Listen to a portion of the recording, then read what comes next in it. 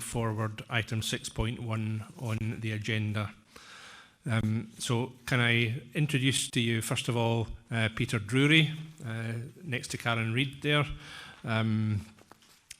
Peter is a non-executive member of the Tayside NHS board and is going to be joining the Integration Joint Board as one of its representatives.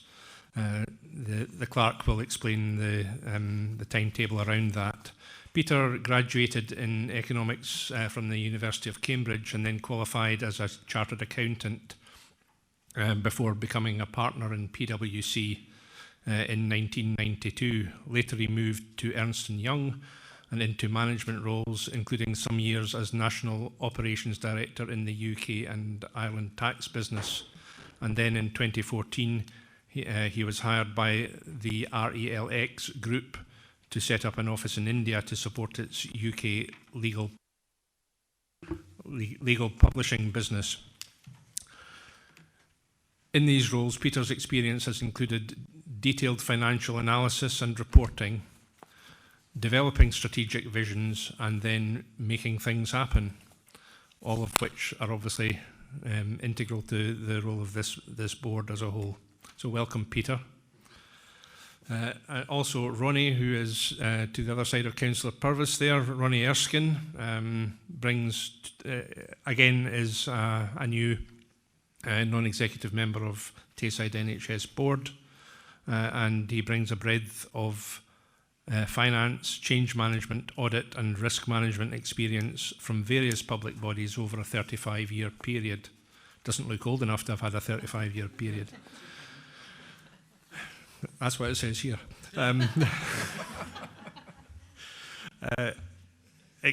Experience includes senior roles in finance and corporate functions in central government, local government and NDPBs, with responsibility for up to 300 staff and oversight of budgets up to 6 billion. More recently, he has worked in the education sector, where he designed and implemented a new risk management system. So again, welcome to you, Ronnie. Welcome to both of you gentlemen today. Okay, so if I can now hand over to Scott Hendry, the clerk, to go through item 6.1 on the membership update. Thanks, Scott. Thank you, Chair. Just in addition to what you outlined, to confirm that Ronnie Erskine and Peter Drury were appointed as non-executive members of NHS Tayside Board at the end of last month and will formally replace Ms Jenny Alexander and Dr Norman Pratt as of the 1st of March on the IGB. One further membership update in relation to the third sector. The Third Sector Strategic Health and Social Care Forum met further to the interim appointments that we made at the IGB in December and are now asking the board to endorse that Ms Sandy Watts and Ms Claire Gallagher as a substitute be appointed in the roles for a further 3-year period from today. Thank you. Thank you for that, Scott. Can I take this opportunity also, therefore, to thank Norman Pratt and, in particular, for his service, and also Jenny Alexander for her service to this board in the last year or two. Their efforts and their diligence are much appreciated. Okay, so moving on, are there any apologies for today's meeting?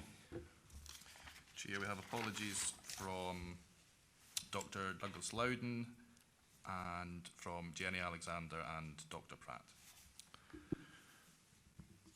Thank you. Gordon?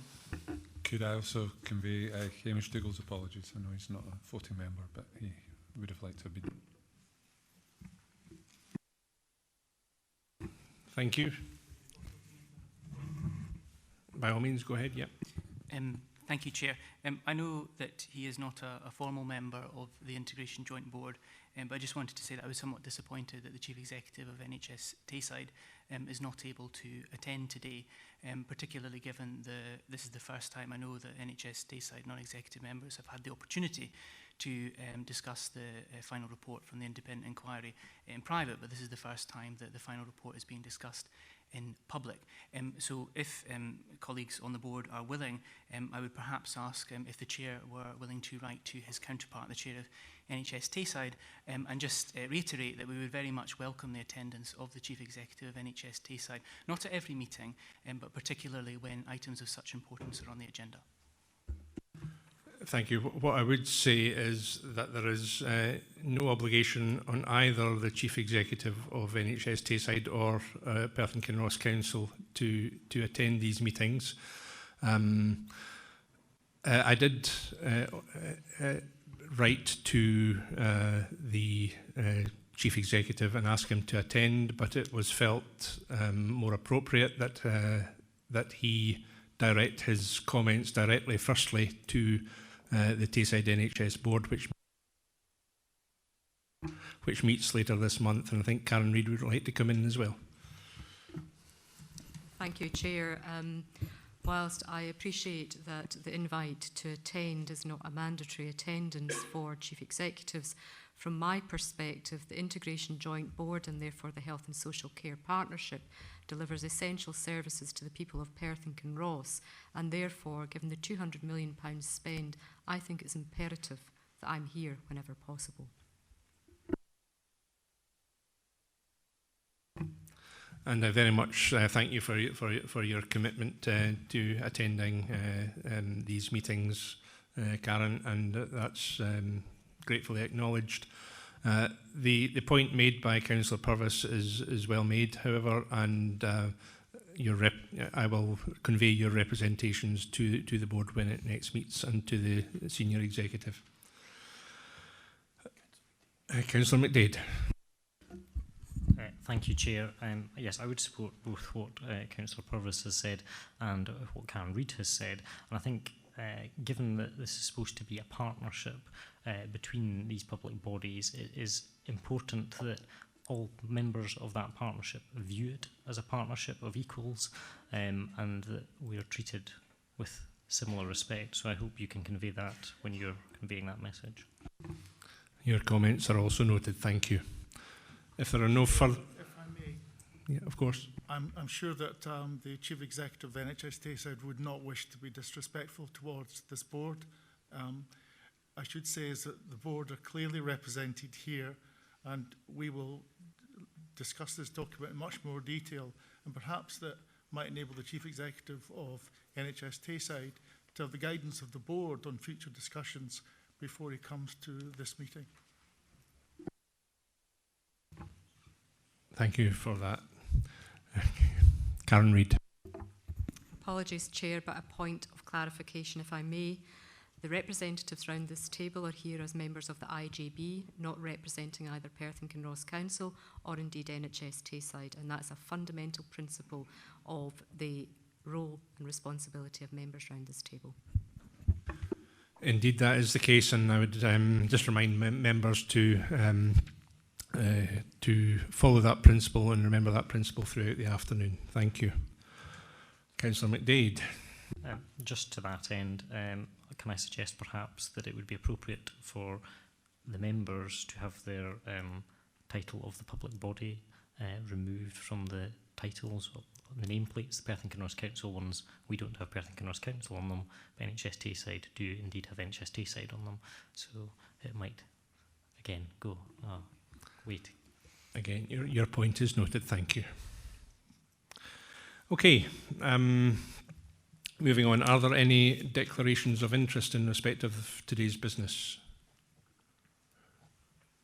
No? Okay, thank you. Sorry, Sandra. So not a declaration of interest, but back to the previous point of apologies, just to say that I'm here representing a substitute for Linda Lenny, who remains stepped back from this role. Thank you for that. So if there are no declarations of interest, can we move on to item 3, which is the minute of the last meeting of the Integration Joint Board on the 17th of December. Are there any comments as to accuracy or otherwise of these draft minutes? Councillor McDade. Thank you. Chair, I was very pleased broadly with the minutes. I like the style a lot. However, at 10.2, I did feel a lot of points were summarised into one paragraph, and I think there was quite a lot of distinct points within that, and I think it would have been helpful to have those broken down. But broadly, very pleased with the style of the minutes, and would thank committee services for their work on them, other than that point. Okay, thank you for these comments. Jackie Pepper. Thank you, Chair. I'm sorry that I had left the meeting before the final item, but I was of the understanding that the IGB had committed to a development session on public protection. Given that the last development session was in November 18 and there has been a significant change in the membership, and that Bill Atkinson is independent chair of the Child and Adult Protection Committees, and myself would be agreeable to organising that. Okay, Gordon, do you want to come in there? No, I can't recall offhand whether that was a commitment that was given at the last IJB, but I would certainly hope to deliver on that, and I think that's something that members have expressed a view in hearing more about. I don't know if Scott can advise on whether or not he recalls that that was an action from the IJB, but we will do so anyway. I don't recall it being an action specifically discussed. I think by the time we got to that item, it was near the end of the meeting, but we can look to arrange that session. Thank you. Okay, thank you. Can we agree to approve the minutes? Thank you. Okay, moving on now to item 4 on the agenda, which is the action points update, and can I ask Gordon Patterson to speak to his report? Thank you.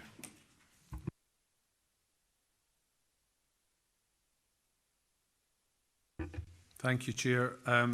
So item 4 is the update on the action points from previous IJBs, and I propose just to run through those. The first item is an agenda item today, the strategy for people with physical disability.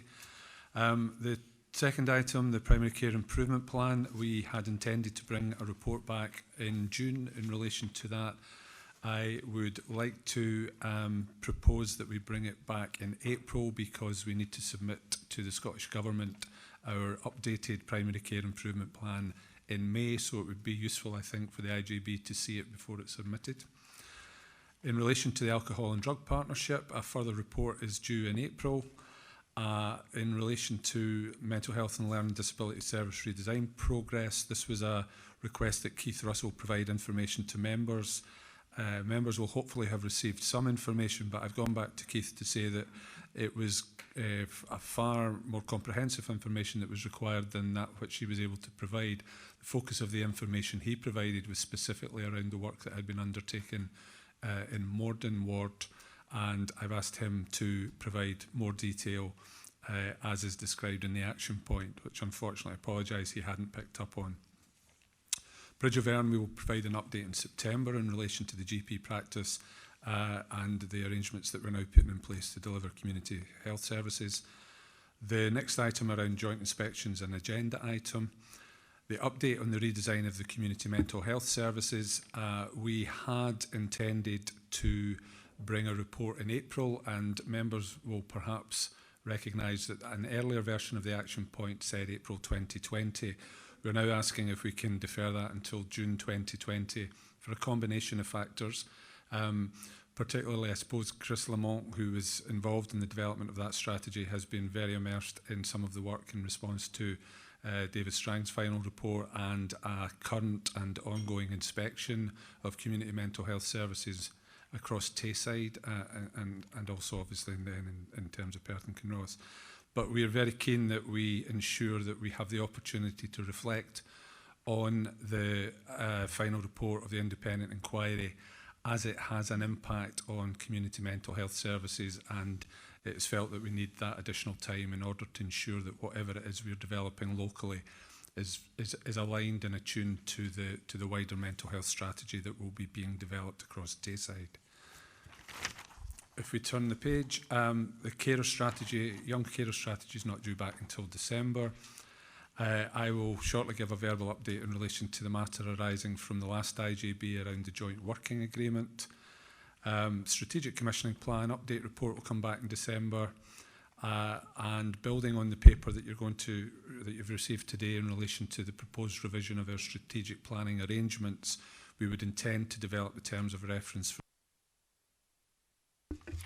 for the new strategy groups and to bring that back to the next IGB in April. The two items in the Mental Health Alliance I will speak to in the context of my report on the final report of the independent inquiry. And we have a further paper in April in relation to, members will recall the discussions that took place at the last IGB around the proposed review of our inpatient rehabilitation beds across Perth and Kinross. So that update will again come to the April IGB. Okay, thank you very much. And can I ask if there are any questions? Pat Kilpatrick. Thank you for that, Gordon. I'm just wondering if it's quite a long time for the Bridge of Erne work, you know, September. I just wonder if the IJB should have had an update sooner, you know, given that we're providing primary care to the population of Bridge of Erne and the whole thing's been difficult to manage, I assume, but I think there would be, I don't know what other colleagues feel, but I would have thought September's quite a long way away for that. I'm very familiar with the circumstances. I could give a verbal update today. It may be that the IJB would prefer a written report in April. The September date, I think, coincides with the fact that it was discussed in September and I was asked to bring a report back in a year's time. Yeah. Obviously, there's work going on in the meantime and members will also be concerned to learn of how the dispersal of the GP practice impacted on patients.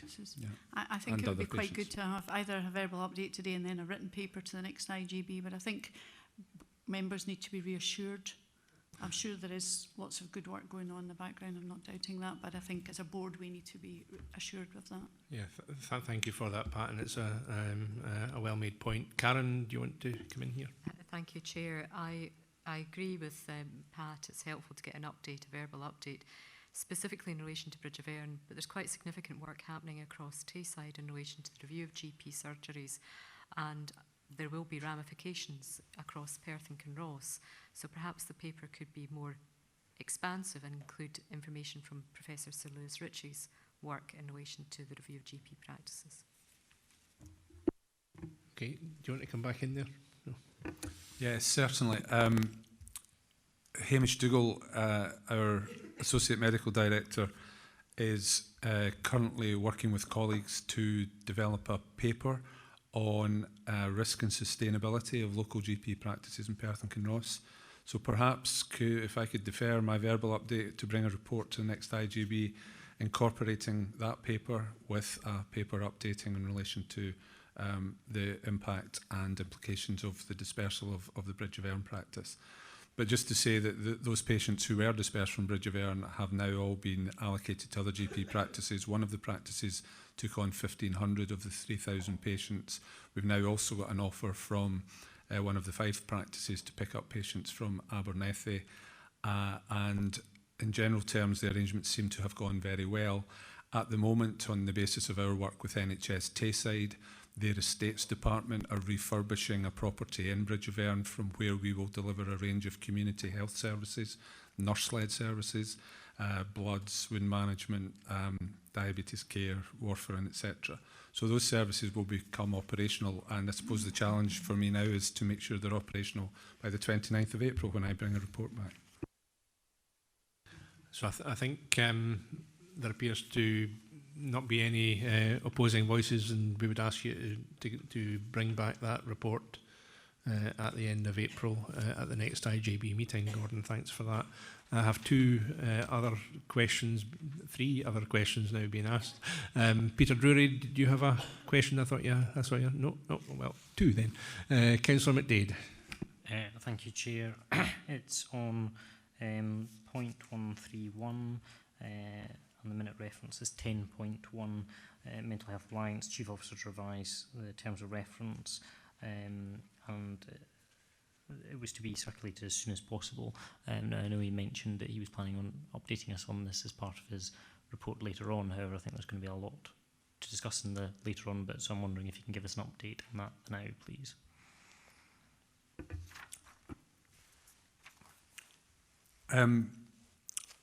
So just for the benefit of members who perhaps haven't been involved in some of the discussions, the Mental Health Alliance was initiated to create the conditions for partners across Tayside to work effectively on the development of an end-to-end mental health strategy, and it has had 6 or 7 meetings in the last 5 or 6 months. It comprises partners from the Health and Social Care Partnerships, from NHS, from primary care, some stakeholder involvement, although there's a recognition that that needs to be extended. And the work has identified 4 or 5 different work streams. I suppose my previous report references that.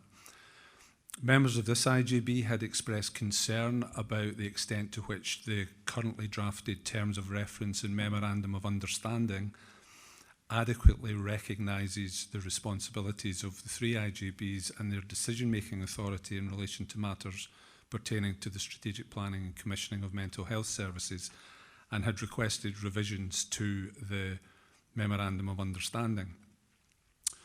More recently, I have raised with my colleague chief officers and with members of the Mental Health Alliance whether or not we have created a situation of overcomplicating the Mental Health Alliance by having an MOU and expecting a number of parties to be signatories to it. And I have suggested that would it not be better that we were to merely restrict our focus to a terms of reference which recognised that that group would be the vehicle for scoping out, for identifying opportunities for improvement, for developing end-to-end pathways, but it would not be seen as a decision-making body, because it would then revert to the respective IJBs or to the NHS board in relation to those matters that were reserved for those bodies to make decisions on.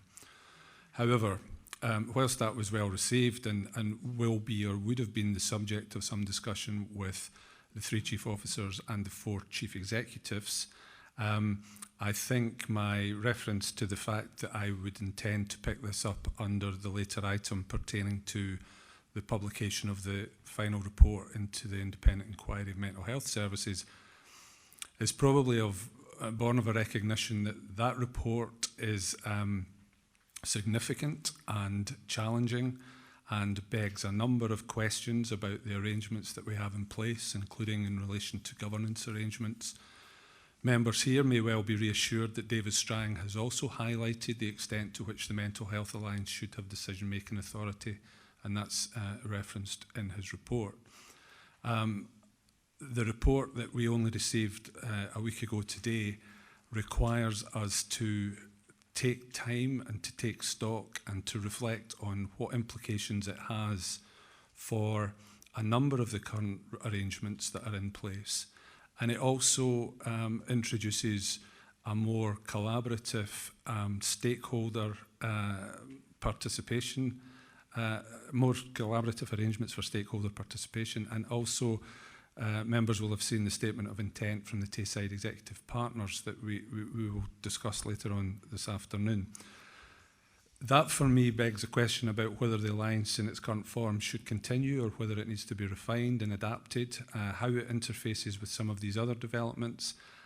So for that reason, the progress that one might have expected in relation to the revision of the MOU has not been achieved. And I think it will be important that we reflect on what are the best conditions and arrangements for harnessing the collective efforts of partners, with stakeholders, with people with lived experience and with staff to put in place the arrangements that will improve and deliver high quality mental health services across Tayside. It may be the Alliance, it may be something quite different.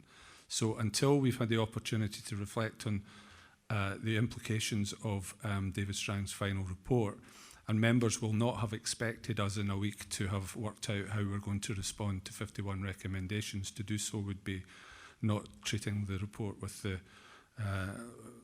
the way it deserves. I think we have to just pause with the idea of the Mental Health Alliance and anticipate that significant work will be done in and around this space to identify what's the best model moving forward.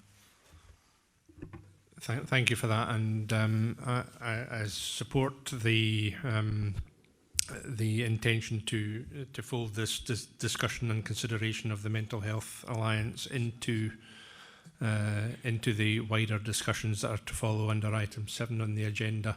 I don't want us to get too bogged down at this stage. I appreciate it's perfectly valid to ask the question in the context of the action points update, but we can return to this item in the context of the wider discussion that we're going to have this afternoon. And Pat Kilpatrick. It's not really a question, Chair, it's more a kind of suggestion really, that when we're talking about, I'm going back to Bridge of Earn obviously, about the workforce issue will be critical to presumably everything that we're trying to do in relation to providing alternatives to having local GPs. But just ask from, with Sarah Dickey now on the board, it's good to have that expertise so that we can be reassured as a board that there is the workforce there to take on these new roles and responsibilities, because that's quite a considerable issue, I think. Thank you. Thank you for that. Now, Sandra Auld. Thank you. I have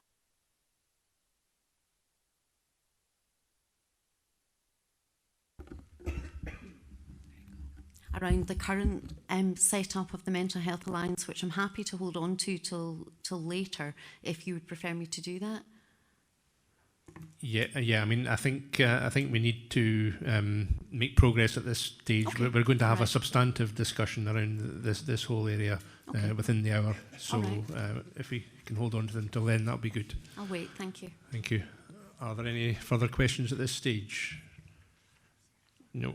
Okay. Can we agree to note the report with amendments as narrated by Gordon Patterson during his delivery of the report? Thank you.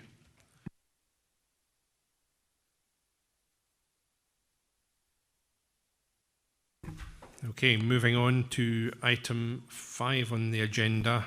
That is under matters arising, the joint workforce agreement. And again, we have a verbal update by Gordon Patterson. Thank you, Gordon.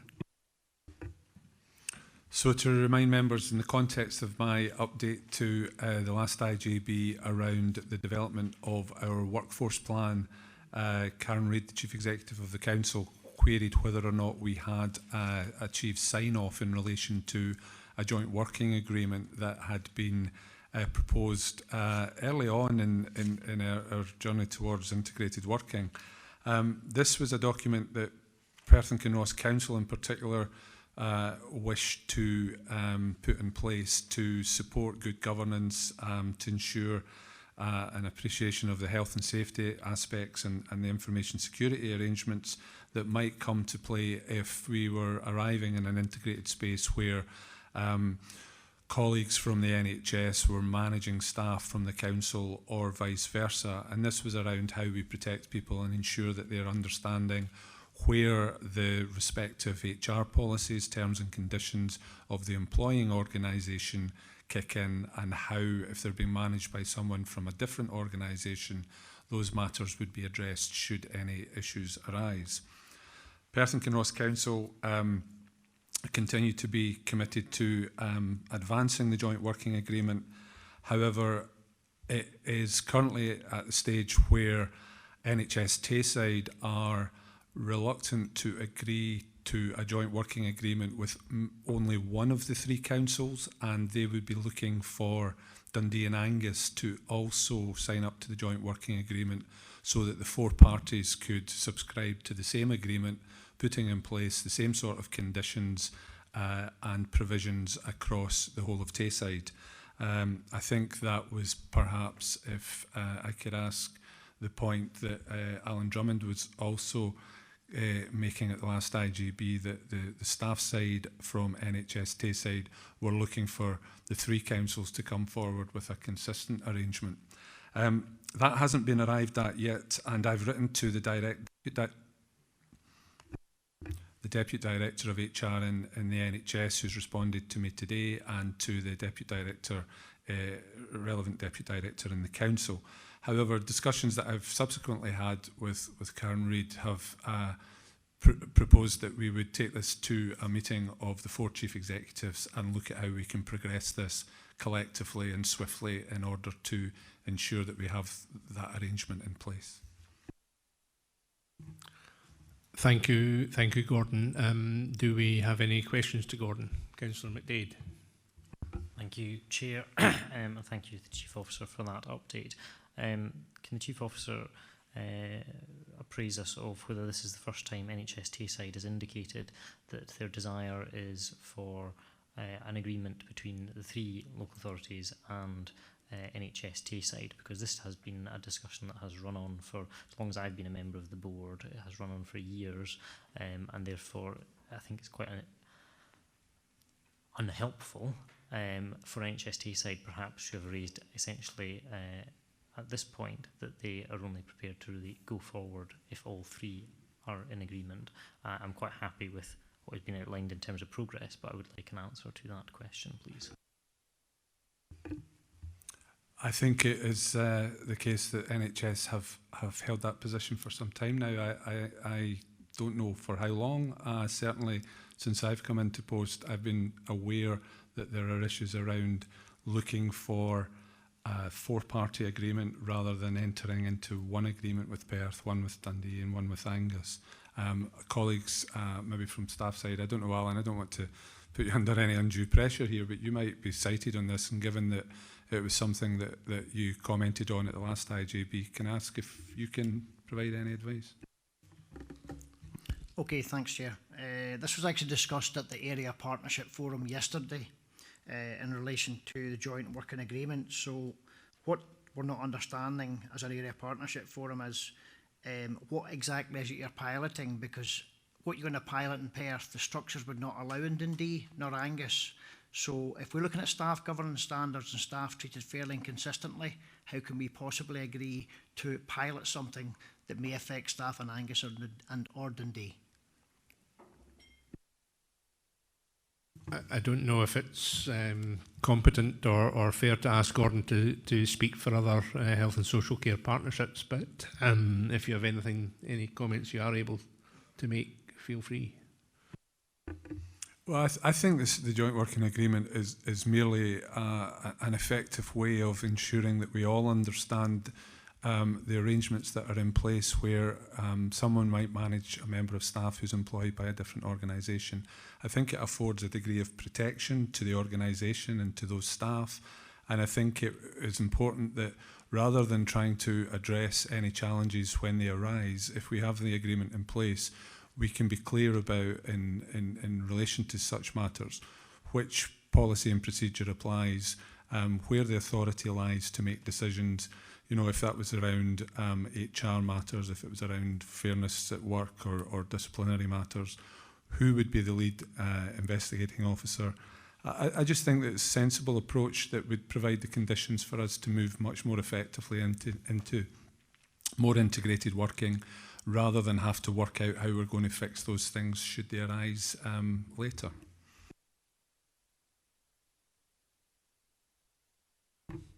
Karen, do you have something to add?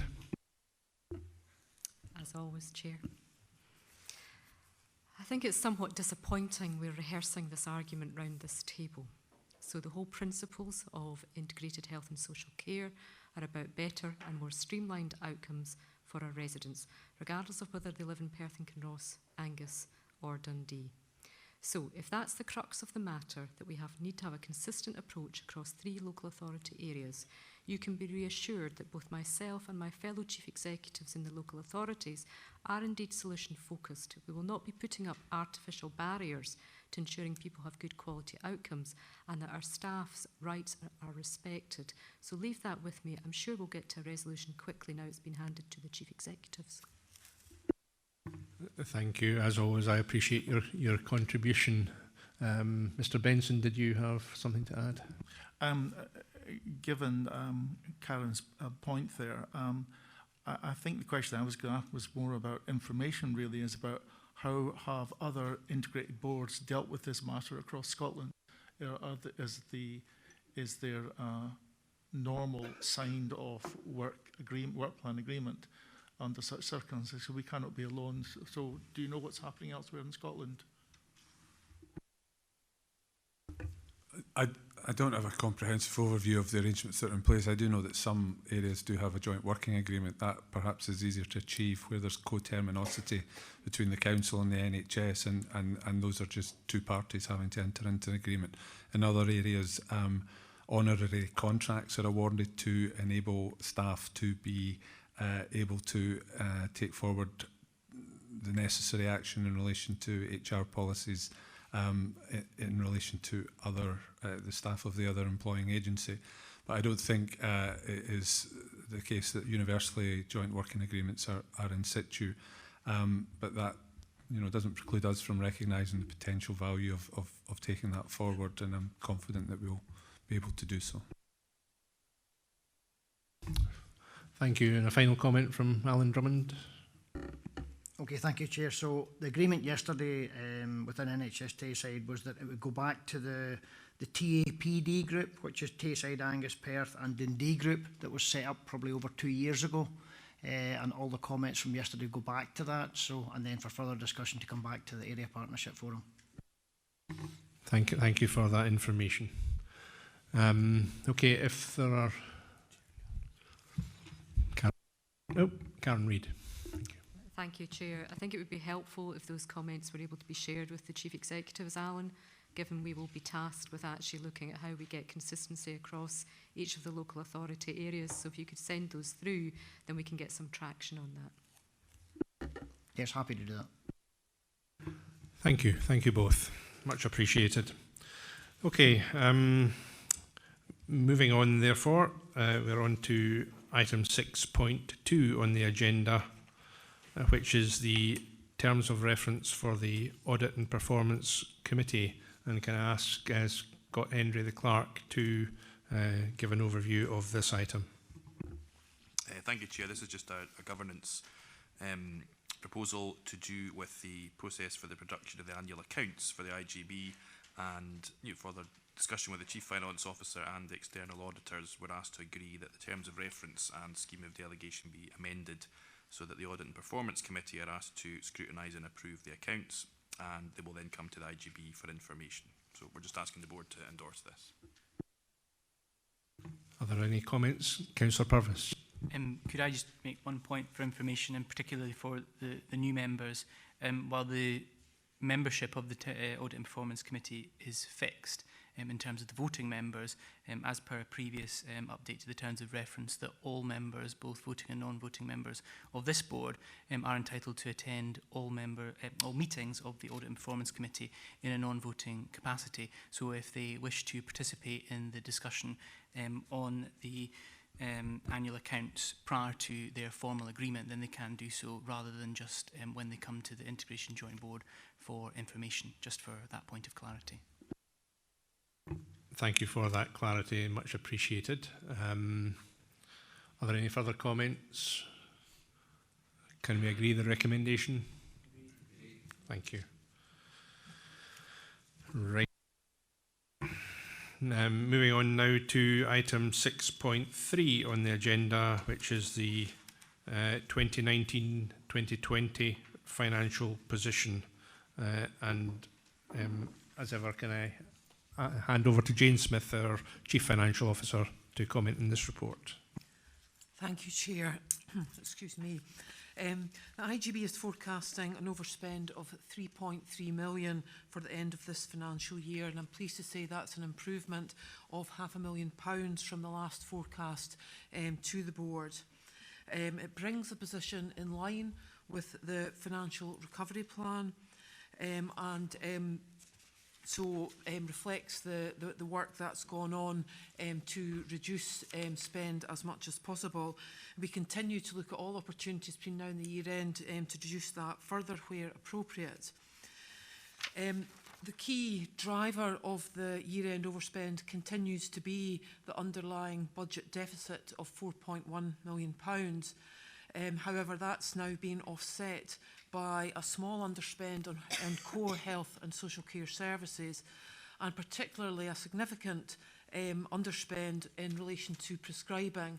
which you'll see in the report, we have significant unplanned benefits from rates rebates. That's across all of Scotland are benefiting for improvement in relation to prescribing, and it's certainly very welcome in relation to our own financial position. In relation to budget setting for next year, the paper before you today sets out the intention to bring forward the IGB's budget at the next meeting at the end of April. However, in discussion with wider stakeholders, and in particular including our external auditors, we now propose to bring the budget for approval to an extra meeting of the IGB before the end of March. That will bring us in line with best practice, with good governance, and with the need to have an approved budget rolling forward into the new financial year. The 3-year financial recovery plan, which has been in draft for a number of months now, has significantly supported a programme of discussions that we've been having, both with Perth and Kinross Council and with NHS Tayside, and has formed the basis effectively for the budget requisition to both parent bodies and partner bodies. But we have engaged in very good collaborative working, but we now await the outcome of the partner bodies' own budget setting processes, which, as I understand it today, for Perth and Kinross Council will be on the 4th of March. No. Okay, I'll allow Karen to come in. No, we've had to make changes to the date to ensure that we've got stage 2 deliberations into the papers. So Perth and Kinross Council's budget will now be the 6th of March. Can I take the liberty, Chair, of asking just a point? Given the letter that's come out from Scottish Government in terms of the NHS allocations across Scotland and the 3% uplift, there is direct instruction in that 3% is passed on to the IJB. So I assume you'll be taking account of that in your budget setting process, bringing it to the IJB formally in March. Yes, absolutely. The 3-year financial plan assumes a 3% uplift from NHS Tayside, and that's what's come through in the budget process. So that's the minimum expectation already existing in the plan. So a revised date for Perth and Kinross Council, NHS Tayside, my understanding is the budget will be set on the 27th of February at the board meeting on the 27th of February. Both of these dates will allow us to bring forward a budget for consideration at a further meeting at the end of March, and we will make sure that all members are given the opportunity for a briefing session in advance of that. In terms of the report, I'm happy to pick up any detailed questions that members may have. Thank you, Jane, and it's most encouraging to see the level of collaboration, to see at close hand, as I'm fortunate to be able to do, the level of collaboration that exists with Perth and Kinross Council and with Tayside NHS Board in identifying the financial requirements of the Integration Joint Board and allowing these figures to be taken into account by both bodies in arriving at their budgets, albeit we all recognise that both the local authority and the health board budgets are also constrained by funding from UK and Scottish Government. So I really appreciate the efforts that are being made by all parties in order to advance this process beyond that which it has been in previous years. But without further ado, is there any other questions from members? Councillor Purvis. Thank you, Chair. I have a follow-up comment. I don't know whether you want that at the end, but it's just to follow on from what the Chief Financial Officer was saying. Just throw it in just now. Okay. I'm sure others will cover the new projected overspend, and that's very good that that's now in line with the financial recovery plan, what was estimated. But just on the issue of the budget and the setting of the budget for the next 3 financial years, just to say that I very much welcome the fact that the budget will be set before the start of the financial year. That was something that I had raised and we'd had discussions about, and I was very concerned that we'd be going into a new financial year without the board having given authority for the spending plan. So just to put on record that I very much welcome that. Also, we will be trying to ensure that the new board members are up to date with what has been going on in the budget review group process, so that they are aware of that before they're expected to make a decision on it. And as we did last year, I think the plan would be for myself and the Chief Financial Officer to go through what the budget review group is recommending to the wider membership of the Integration Joint Board as part of a briefing session, with a view to trying to reach a common position prior to bringing the budget to the Integration Joint Board towards the end of March. So just to say, welcome that decision, and that's sort of what we'll be doing going forward. Thank you for that. Thank you for that comment. Are there any further questions at this point? No. Okay. Thank you for that. We'll return to the issue of the date or dates for a development session and board meeting at the end of the meeting.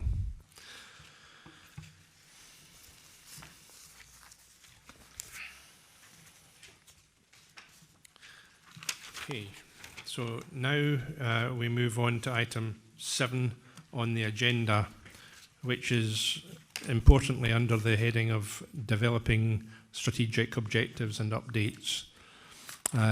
And it's important that members understand, as I'm sure they do, the financial background as has been described in the previous item.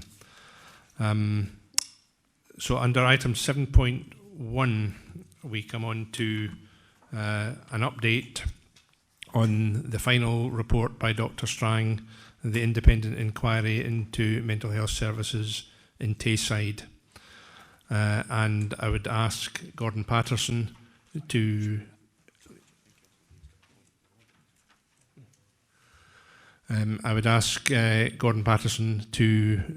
give his comments in relation to this this challenging and difficult report for all of us to receive. Sorry, Chair, just before we start, can we just have clarification that we are now recording, because we didn't get that? Yes, we are recording, yes. As far as I know. Yeah, we are recording. Thank you, Chair.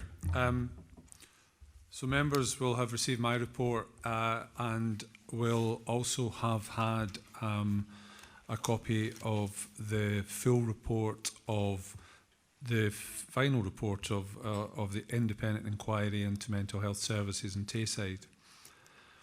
Members will recall that this report was commissioned in May 2018 following discussions in Parliament in relation to tragic events that had occurred in Tayside Mental Health Services. The report was commissioned by the then interim Chief Executive and interim Chair of NHS Tayside, and soon after that David Strang was appointed as the Chair of that independent inquiry. Dr. Strang has undertaken his inquiry over the last 18 months or so, and we had anticipated receiving the report before Christmas. However, that was slightly delayed. The report has been received by NHS Tayside at its publication last week, and both the Chair of NHS Tayside and the Chief Executive have provided statements and responses to the report. They have identified that the report is providing a set of challenging recommendations. It is a report that is critical of a number of aspects of the governance, leadership, design and delivery of mental health services across Tayside. And they've articulated a very strong commitment to ensuring that NHS Tayside will take very seriously these recommendations where they apply to the NHS, for one or two of them relate to the government or to national regulators, but certainly to take very seriously the recommendations and to bring forward an action plan in relation to the 51 recommendations or those that specifically relate to the NHS. However, it's also important to note that the services that have been the subject of this scrutiny and the inquiry reach into services that are provided by the local authorities insofar as councils provide social work mental health services and work closely with community mental health services, and also provide the statutory and protective function of the mental health officer. As a result of that, as well as the response from the NHS, we have, and colleagues will have seen Appendix 2 to my report, which is the statement of intent. We have a very clear commitment from the public partners across Tayside to work together, to work in partnership, and to bring forward a collective endeavour to improve mental health services for people in Tayside who require to be supported either in the community by those services or that smaller number who have to come into hospital to receive the care and treatment that they need. So we've got a statement of intent that's been provided by the Chief Executive of NHS Tayside, the 3 Chief Executives of the Council and the Divisional Commander of Police Scotland, which is a measure of the seriousness with which this report's been received, but also a measure of the commitment of ensuring that collectively the public services are working together in partnership to address and bring forward improvements in relation to these recommendations. Equally, the significance of this report is the way that it is framed and entitled Trust and Respect, because it makes for very difficult reading when we hear that the report reflects back the experiences of people who feel that there has been has been a breakdown in trust and respect. It raises questions about the culture. It raises questions about the relationship between services and people with lived experience, and it raises questions about the relationship between staff and management, between clinicians and managers in the service.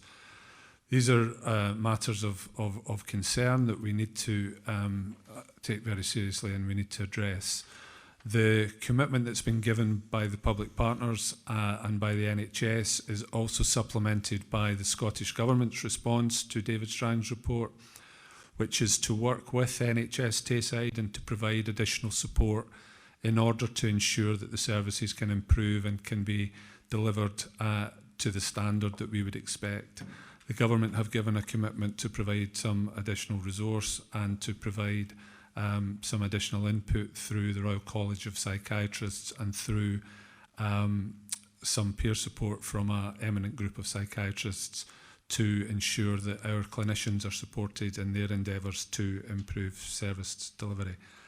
I mentioned earlier that this is a report that runs to 130 plus pages and has 51 recommendations. It was only received a week ago, and I'm not in a position to say how individual recommendations will be responded to. What I would wish to convey to the committee is a degree of assurance and reassurance that a number of the recommendations relate to aspects of our improvement work that has been undertaken and been advanced since the interim report was progressed.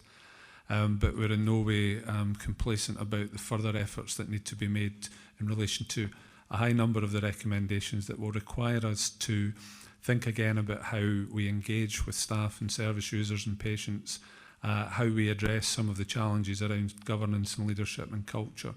So the action plan that will come forward will initially be drafted for the NHS board that meets 2 weeks tomorrow, for it's the NHS that commissioned the report, and consideration thereafter will need to be given by this IJB to the approval, the influence that we can bring to bear to how that plan moves forward. But given that the report highlights questions about, for example, the arrangements for the current design and planning of future service provision, it raises questions about recommendation 5, the current arrangements for governance, for the delegated services and for the hosting arrangements by Perth and Kinross.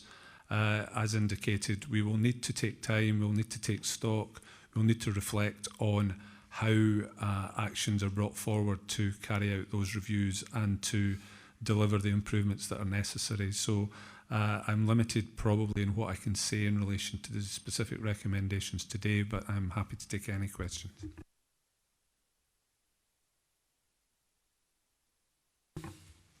Thank you, Gordon.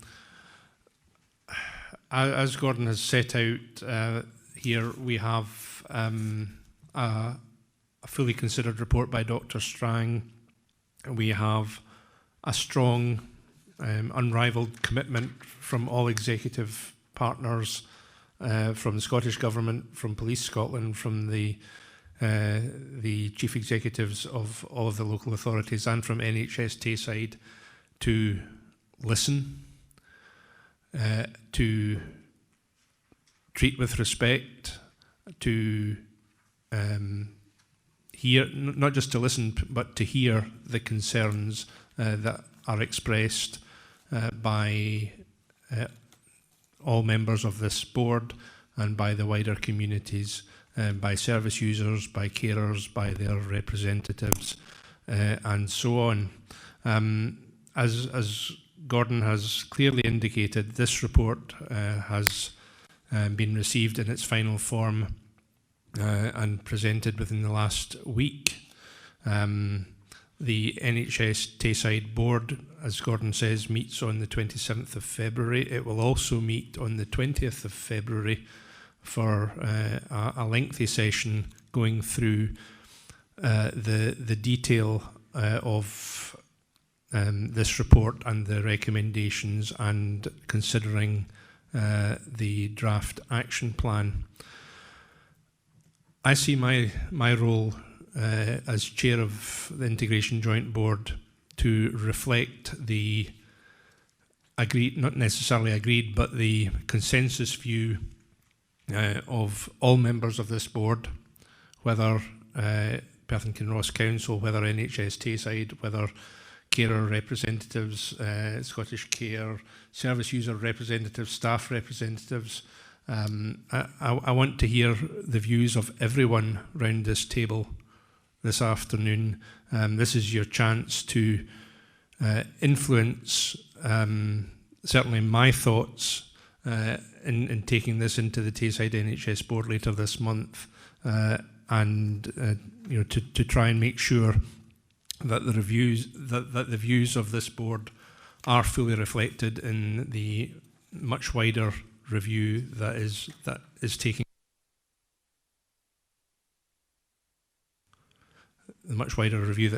place, and the action plan that is to follow. So I'm going to take questions from all around the table. Hopefully, I'm sure everybody will have questions. But who's first? Councillor Purvis. Sorry, before you start, Councillor Purvis, if there's anybody else who has questions that they want to ask, if they want to raise their hand, then I'll take note, and we'll go to you in order. Thank you. Thank you, Chair, and thank you, Chief Officer, for your update. I note what you say about you won't be able to give specific answers necessarily on all of the 51 recommendations, and wouldn't necessarily expect you to at this meeting today. I just wanted to first ask, though, make a number of points, and there are questions within this, if that's all right. First, it's about, and some might argue that it's semantics, but I think it's very important. The report does mention that NHS Tayside has accepted all 51 recommendations. And while we don't need to reopen the debate about whether it was right for NHS Tayside to commission on behalf of all IGBs, given that some of the responsibilities are not those of the NHS Tayside board, I think I would like clarity on, there are some recommendations in the report that are clearly the responsibility of NHS Tayside. There are some that are about hosted services, there are some that are about community mental health services that are the responsibility of each of the 3 IGBs, and there are some that straddle the in between operational delivery of services and strategic policy, which obviously is the role for this board, and the NHS Tayside board. So first, I would just like clarity. Once we're developing this action plan, will these recommendations be taken forward by the appropriate body rather than NHS Tayside having the responsibility for all 51 recommendations? So I think it's important to recognise, as you've done, Councillor Purvis, the roles and responsibility of a number of boards here. We have 3 IGBs who have variously responsibility for delegated functions, for hosted functions, and in relation to some services, strategic planning and commissioning functions. So it will be important to reflect to the NHS board that this IGB would wish to have the opportunity to comment and contribute to the action plan, and to be assured of the endeavours that are being advanced in relation to the improvements. But equally, some of the responsibilities, as you say, fall for this IGB to have oversight of in relation to assurance around the services that are provided under the hosted or delegated functions. So we'll need to make sure that that's recognised in the work going forward. And I suppose the other question is, you know, the recommendation that I referred to, which is particularly pertinent given the references throughout the report to challenges around governance, that being recommendation 5, which suggests that consideration needs to be given to reviewing the current arrangements, including the hosting arrangements. That takes us back to the core of the integration schemes, and the integration schemes are due for a formal review within the 5th year of the partnership, which is imminently. That would be done by the 3 councils and by the NHS, and consideration in relation to the hosting, the delegation, the arrangements for delegation would probably be considered in that context. So we have to anticipate, and hopefully this isn't another power cut in PH1, that some of those recommendations, the response to that sort of recommendation may well have a bearing on some of the other recommendations and where the authority lies for making determinations. So in the same way as the report highlights the complexity around some of the governance arrangements, the fact that there are a number of parties who will have a locus in relation to delivering on the improvements that we all agree are necessary, and what bearing they can have in that, we'll have to work through as we go ahead. Okay, thank you for that answer. I think I just want assurance that it won't be solely NHS Tayside that is given responsibility for taking forward actions that might not be either wholly or partly their responsibility. And that links to my next point and my next question. In the report, it talks about the 3 IGBs having an important role in informing and endorsing the action plan. And I think even if we didn't have responsibility for any of these services, which we do, and given the first recommendation, which is about building a new culture of collaboration, it's really important that we are involved in that. But in your update, you used the word approve. Now, I know that there aren't any recommendations about the action plan coming back to this board for approval. I think particularly in relation to any areas that are directly or partly our responsibility, I would like this board, along with the other IGBs when it's appropriate, to have the opportunity to not just feed into the action plan through our comments today, but also to have the opportunity to approve that as well once a full draft has been considered. So I suppose I would just say that I didn't want to anticipate what the IGB would wish to do in response to this report and in response to my report 1 week on, and certainly your comments are well made and we can make sure that those are reflected into the discussions that take place within the NHS board, but also thereafter in terms of making sure that appropriate recognition is given to the authority and decision-making powers of the 3 IGBs, but also a recognition that the collaborative approach that we're seeking to achieve will need to ensure that we have the buy-in of the 3 council chief executives, and we're recognising the interface between what is happening in the council services in terms of mental health services, what is happening in the community planning space around mental health services, and what's happening across IGBs and NHS board. Thank you, Chief Officer. And that clarification is useful, that you were looking to see what we as a board wanted to do. So certainly that's a suggestion that I'm putting on the table, and we can perhaps return to that once further questions have been asked, but that we do have the opportunity to formally approve certainly the bits that are our responsibility. Could I just make another couple more points? Of course. And then I will hand over and maybe you can come back to me later.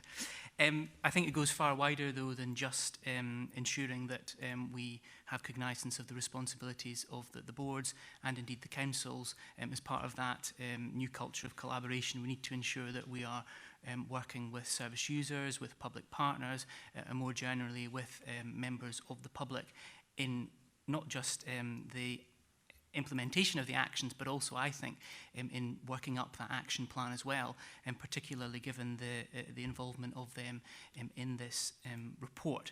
And that links on to, so that's another comment, that links on to my next question, which is about the Mental Health Alliance, which I held over from the action plan. And I note your points that you've made about the need perhaps for looking at a different model. And certainly, from my perspective, I wouldn't have any issue if it is the Mental Health Alliance that we decide is the vehicle for pursuing these things going forward, to look at terms of reference rather than a memorandum of understanding, because certainly what we wanted to stress from this board's perspective was that we wanted the decision-making it wasn't to be a decision-making body for the powers of this board or indeed the other IGBs, and that would be retained by this IGB. I note that there were some responsibilities that NHS Tayside were intending would be delegated to the Mental Health Alliance, so not having a memorandum of understanding might complicate that slightly, but I'm certainly open to a discussion around that or an entirely different vehicle for pursuing some of these actions. I think more generally, we've spoken before about the membership of the Mental Health Alliance, and there has been at this board and in other places a recognition that there wasn't enough people on the membership of that board from the members of the public, from public partners, non-professional people. And we had a commitment previously that we would not have a professional bias on that body. If you take that literally, that suggests that we shouldn't be having more than 50% on that board of people, on that group from people from the professional side. And I think that probably, now whether that's the specific approach that we take, that approach would be very much in line with the recommendation about having new voices and ensuring that we do work more widely with members of the public, public partners and other stakeholders that are not from NHS Tayside, Perth and Kinross Council and the IGB, particularly given that this will not be a decision-making body, certainly from the IGB's point of view. And I think it's always appropriate for officers to bring forward any specific concerns about clinical safety or any other issues, but perhaps that might be something that we could do, whether it's the Mental Health Alliance or another organisation, with a question mark on the end of it. I think Karen Reid wants to come in at this point. Okay, thank you, Chair, and thank you, Councillor Purvis. I would like to endorse the comments that Councillor Purvis has made. Only yesterday I wrote to my fellow Chief Exec colleagues reminding them that this IGB had raised concerns about the Mental Health Alliance, and specifically noting that we were not in agreement with the Mental Health Alliance having any management oversight or indeed decision-making responsibilities. Second, in the context of participation and indeed engagement, again, I would endorse the comments that Councillor Purvis has made.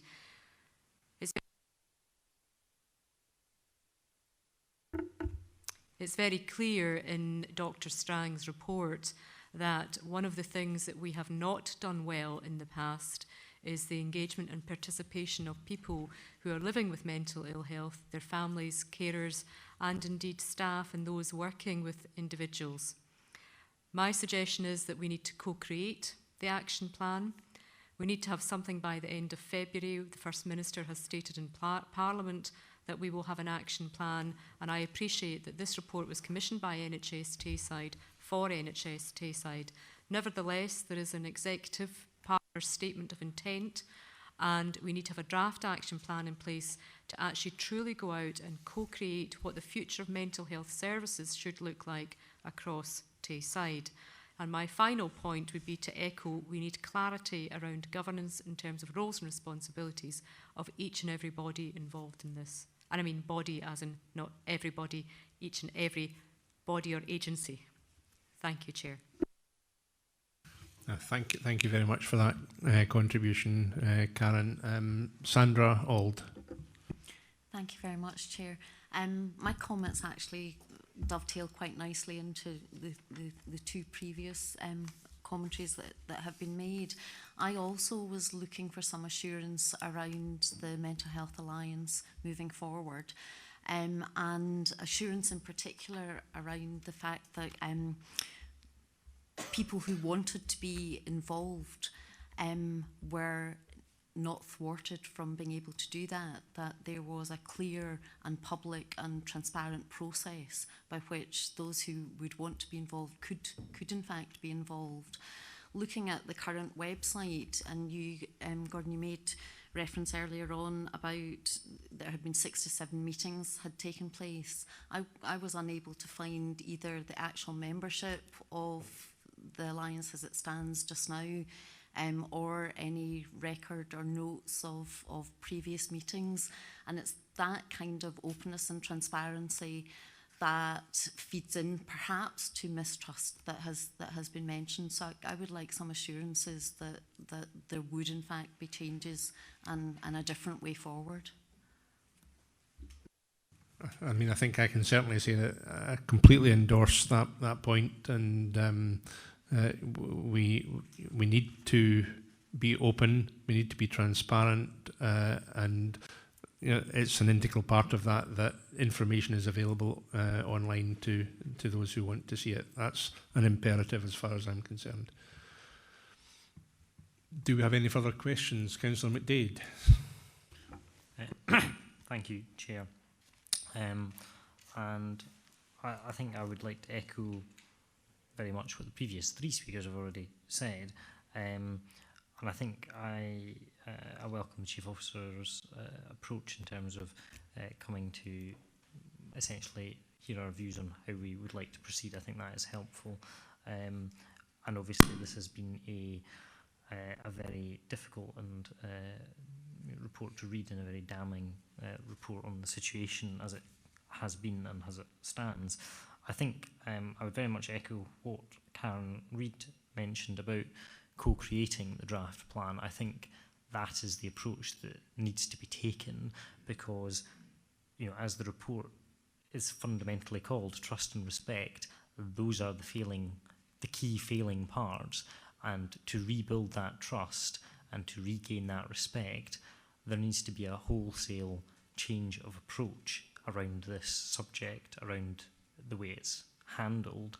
And I think that the only way that that is possible is to be as open and transparent as possible, and to actually do that as a co-creation. I do think it will be very difficult to pull together a full draft plan in a co-creation manner by the end of the month. So I think that is a challenge that we will have to overcome. But I think, for me, the key themes that run throughout the document are quite clear, and if we continue to try and approach things the way that they have been approached for the past several years, we are just setting ourselves up to fail, to be honest. And I think what Councillor Purvis said about the membership of the Mental Health Alliance, what Ms. Auld said about the membership and the transparency and the lack of minutes, etc., speak to the concern that exists still around some of these things, and that we do need to have a different approach. I'm also concerned about the governance around this. I would like, that is a key theme as well of the report, and I think we need to be absolutely clear on the things that should come before this IJB, do come before this IJB. So anything that is currently hosted by this IJB, any actions relating to that need to come before this IJB for approval as part of that, regardless of whether there is discussions later on in the year about the integration schemes, etc. If there are actions to be agreed in the next month or 2 months, etc., those need to come before this IJB if we are to be doing our role as board members and as a board. That's my points are more in relation to the Chief Officer opening up for discussion and debate around how we would like to respond, and that's how I would like to see this board respond. And I think that seems to be the consensus we are reaching around the table, which is positive. Yeah, thank you for that. I'd agree that there appears to be a consensus on these 3 key issues at the moment emerging. Early days yet, but we're talking about wanting to be involved in the co-creation of the draft plans. We're wanting to review the membership of the Mental Health Alliance and increase openness and transparency thereof. And we're also concerned as to the governance side of things and the responsibilities of this IJB insofar as the current structures are concerned, and ensuring until such time as that may or may not change that we are directly involved in the consideration of any points over which we have delegated responsibility. Karen Reid. Thank you. So in relation to the points that Councillor McDade has made specifically around the action plan, it is of course going to be incredibly challenging to have a fully detailed action plan by the end of February. However, the Chief Executives are committed to producing and taking the recommendations, and as the Chief Officer indicated earlier, a lot of work has already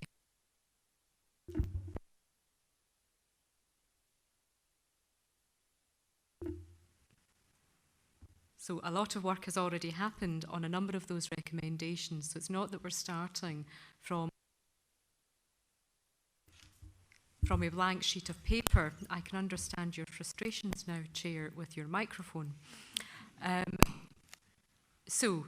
essence, to say that our intent is to take the recommendations, to look at what we've done so far, what the lead responsibility, the lead agency, and that may be a collaborative, who the lead officers will be, what deliverables, what timescales, what resources, etc., and put it into a proper action plan, project plan based approach.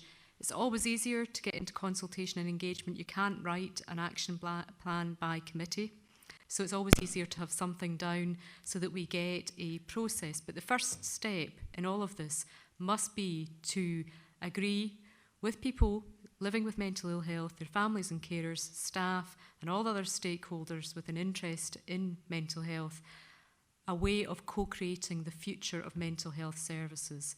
Then the second part of that is to get into the detailed discussion about how we actually take forward all the recommendations.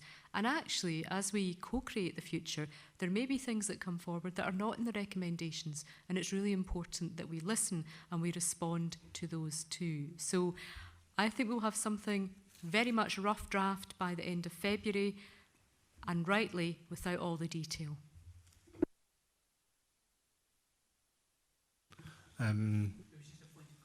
Okay. Yeah, just as a point of clarification, I think Councillor McDade said about co-creation of the draft plan by the end of February. Just to clarify the points that you were making before, obviously we now have a timescale imposed by the First Minister in order to get a draft plan.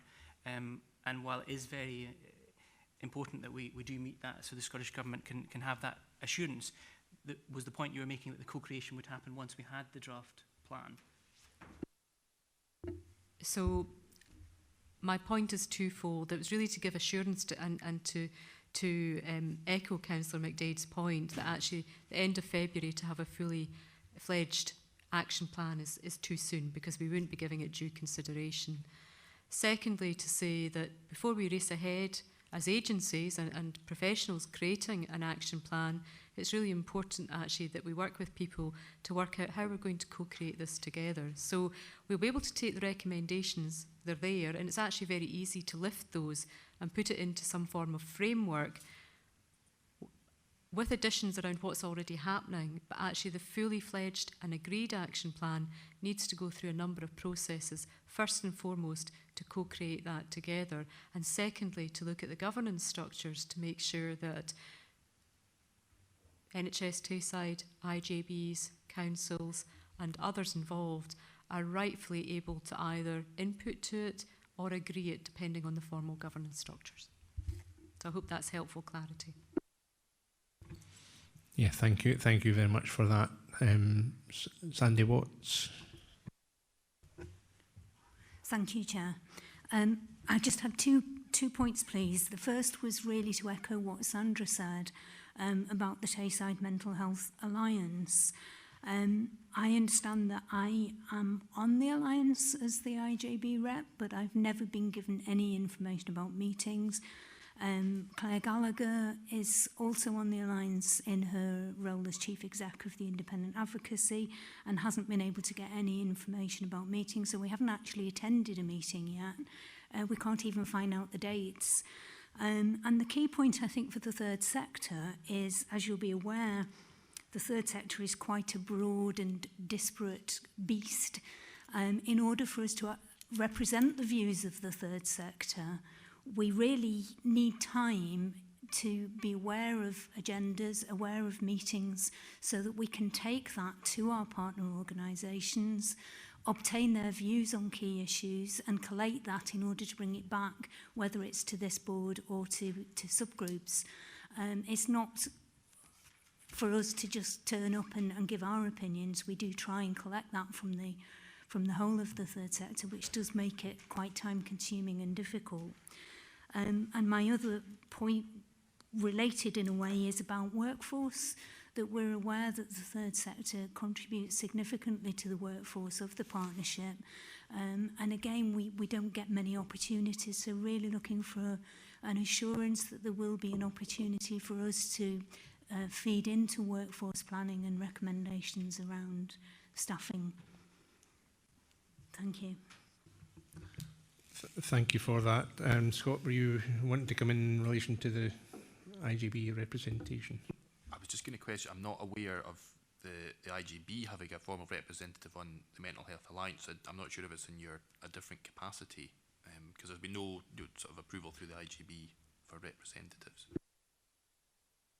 Thank you. That's maybe a confusion then, but I've certainly seen my name on a list somewhere, and Claire had certainly made the point that as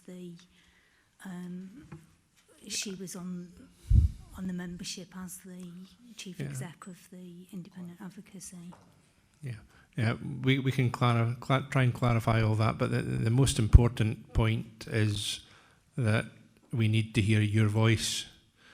We need to hear your voice, your voice, your voice, your voice. Everybody around the table, we need to hear voices at this stage in the process. And it's our responsibility to make sure that you have that opportunity to contribute to discussions and consideration of the action plan. Are there any further questions at this stage? Karen Reid, is it a question? I could frame it as a question, Chair, but it's more of an observation. In that case, I'll take an observation from you. Thank you. Whilst it's really important that we do co-create the future of mental health services, it's also critically important that we continue to improve on what we're currently doing as we are co-creating the future. We can't have a standstill situation at the moment that means that people do not have good quality experiences or good quality mental health care, treatment and support. So that would be my only plea, that this is not seen as stopping all that we're doing. This is seen as co-creating the future, but making sure that our services are safe, they're compassionate, and people are getting the best possible outcome that's right for them. Thank you for that. Councillor McDade, I note a hand up.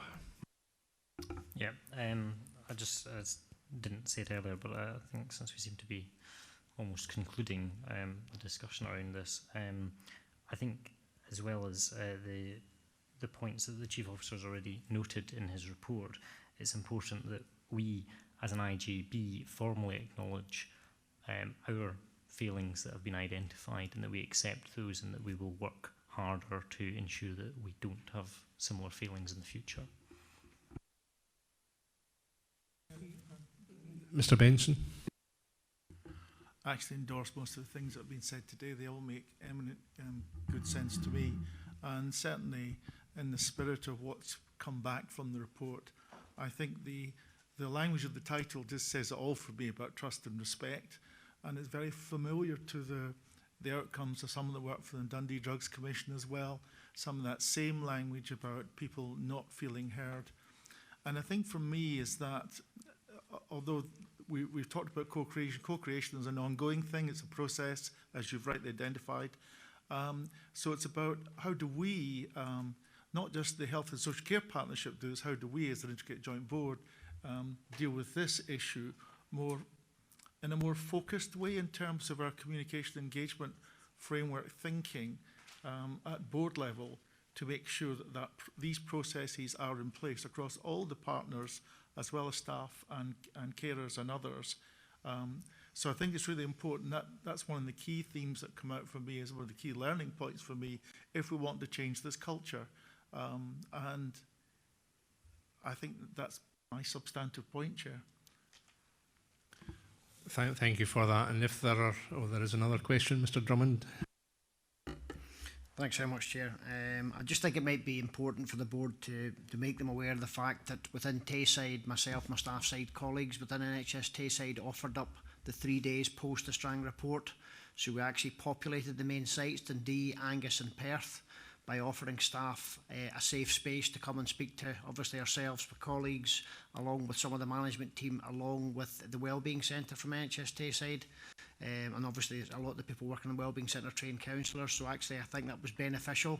I wouldn't say the attendance was high, but it's certainly, we went round the community teams in Dundee, Angus and Perth. I think they were more structured, whereby we had staff who were handing reports over, etc., so they were well attended. But just to mirror some of the concerns was, 29% of the staffs in the report felt that the behaviours were unacceptable working in the service, and I think staff mirrored that coming to the sessions, and they felt that possibly we could have done it slightly differently. So I think the plan on the back of yesterday's Area Partnership Forum is the fact that we're going to have Claire Pearce as a new nurse director at interim, is going to offer up, along with Grant Archibald, Chief Executive, and Jenny Alexander, the Employee Director, a safe space for staff to come and talk to them in isolation, whereby they can talk to them and be a bit more open, as opposed to being quite candid, because some of the concerns may have been the manager in the service who actually they had talked to David Strang about the report. So why would you go in a room if you had an issue with the management team in mental health and LD services? Thank you for that contribution as well, Alan. I think what I'm hearing around this table is what has been reflected at Tayside NHS Board and within the local authority as well. This report marks a line in the sand. We have an opportunity now, a real opportunity to change things for the better, most especially for those in need of our mental health services, whether in the community or as an inpatient, whether in crisis or whether it's a long-term condition. We have an opportunity to change things for the better for the hard-working, committed staff that are working in mental health services across Tayside. And there's a high degree of responsibility on us all and on the Tayside NHS Board to make the most of this opportunity, and I'm sure that I can count on everyone's collaboration to ensure that we deliver a service that we can be proud of. Thank you. Councillor McDade. Sorry, I just wanted to offer a point of clarification on Ms Watt's point from earlier. She is listed as the Third Sector Integration Joint Board Rep from Perth and Kinross on the Mental Health Alliance membership list that was on the board papers in December. Okay, thank you for that clarification. We'll look into that, and just the clerk can liaise with you offline on that. Okay, Councillor Purvis. Thank you, Chair. Just to go back to the point that the Chief Officer made earlier about he was seeking a steer from the IJB as to what we do going forward. I note that you did summarise a few of the points that have been made, but there were quite a few specific asks of the Chief Officer. I was wondering if it would at all be possible just to have a very short recess to agree with yourselves and perhaps committee services, a form of wording that you can put to the board just to formalise the actions, rather than, you know, a lot of people have made points and they could raise if they don't feel they've been reflected.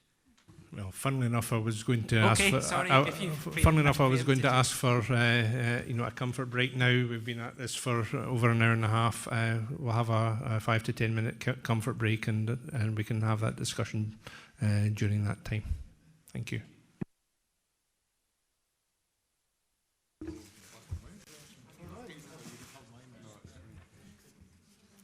Okay, thank you, everyone. Thank you for returning.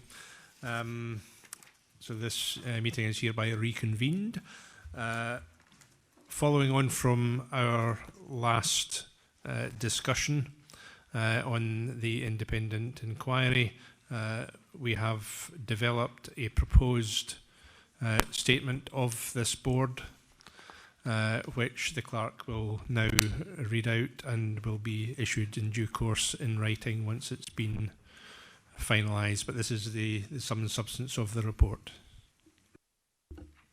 Thank you, Chair. So just to confirm, it's now proposed that in addition to the 4 recommendations that are set out in the report by the Chief Officer, the following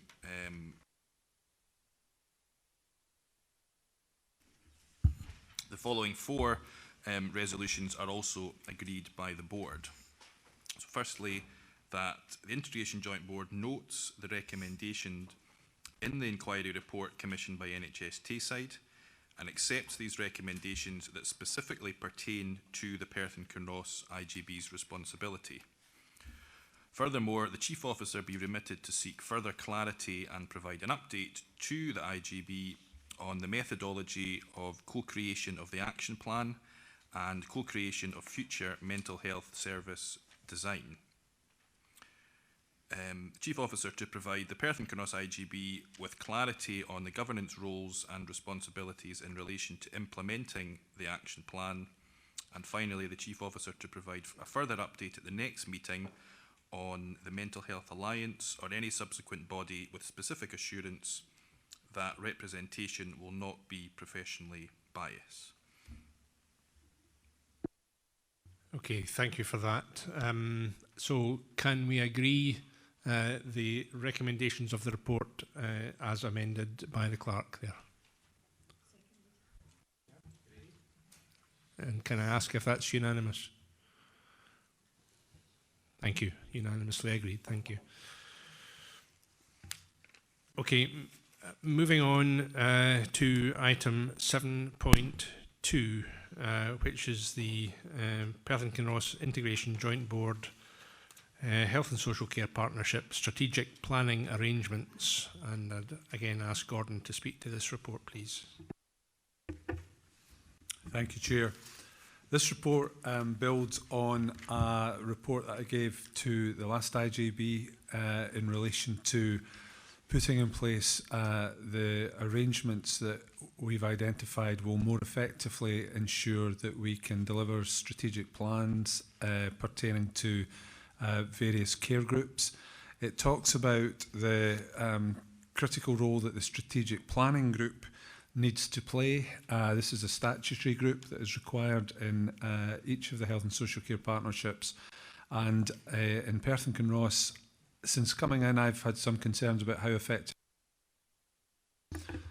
effectively it was functioning, which is a view that's been shared with me by some of the members. So the first proposal here is to look at how we can refresh the membership of the strategic planning group and ensure that we have adequate stakeholder representation, much as I suppose we've been discussing in the context of mental health, to involve carers and service users, the third sector, advocacy organisations, to support the strategic planning group's function in overseeing the delivery of the strategic commissioning plan, in influencing and informing the work of the IJB, and seeking a degree of assurance about how the strategy groups that we're proposing be developed are delivering on the strategic priorities.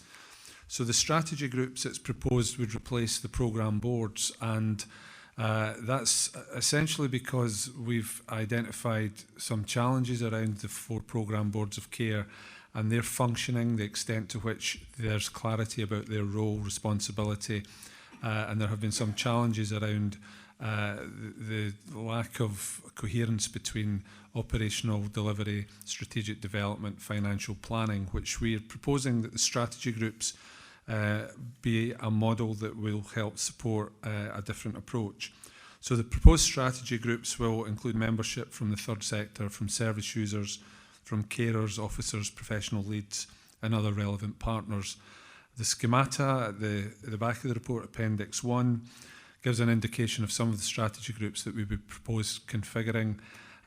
These will develop strategies pertaining to different care groups that will be about how do we ensure that our services for older people are advancing the strategic ambitions that are in our strategic commissioning plan.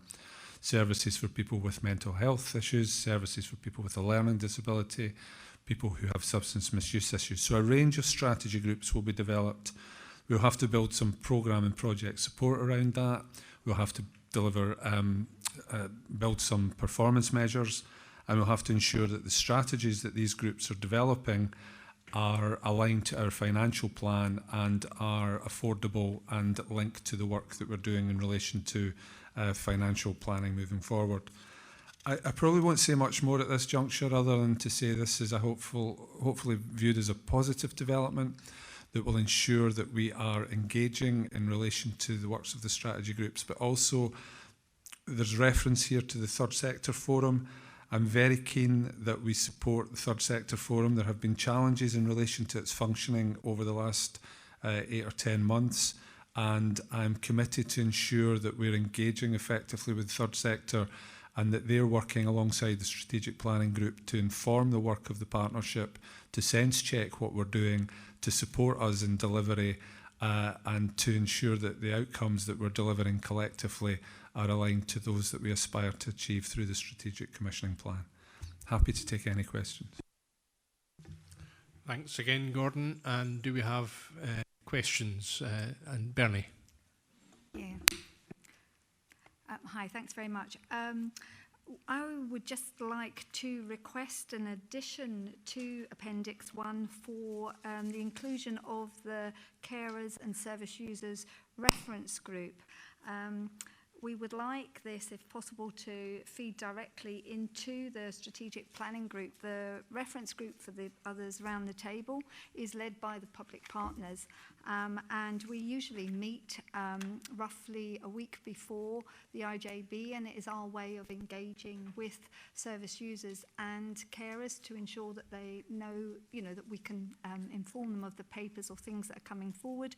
We also have a number of members of that who represent other organisations. So the group is growing, and we feel that we would like recognition of the fact that it is a carers and service user reference group, please.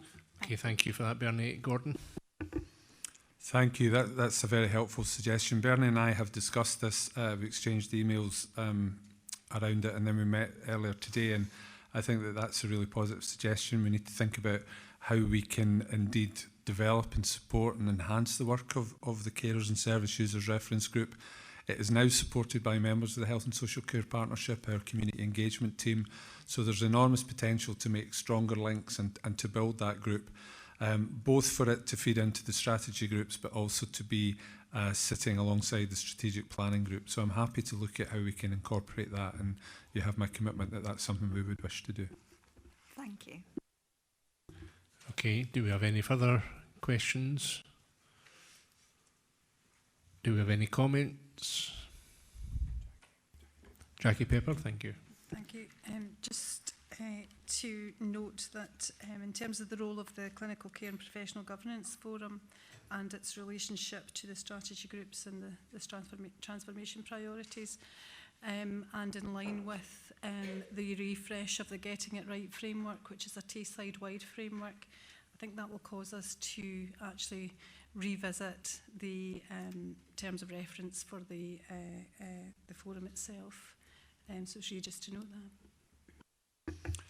So I was aware of the refresh of the Getting It Right for Everyone framework, and I have, before the turn of the year, I had commissioned a review of our approach to clinical and care and professional governance. I was concerned to ensure that as a relatively new chief officer, we were adhering to the requirements of the integration scheme insofar as I am supposed to be assured by my professional leads in relation to clinical governance.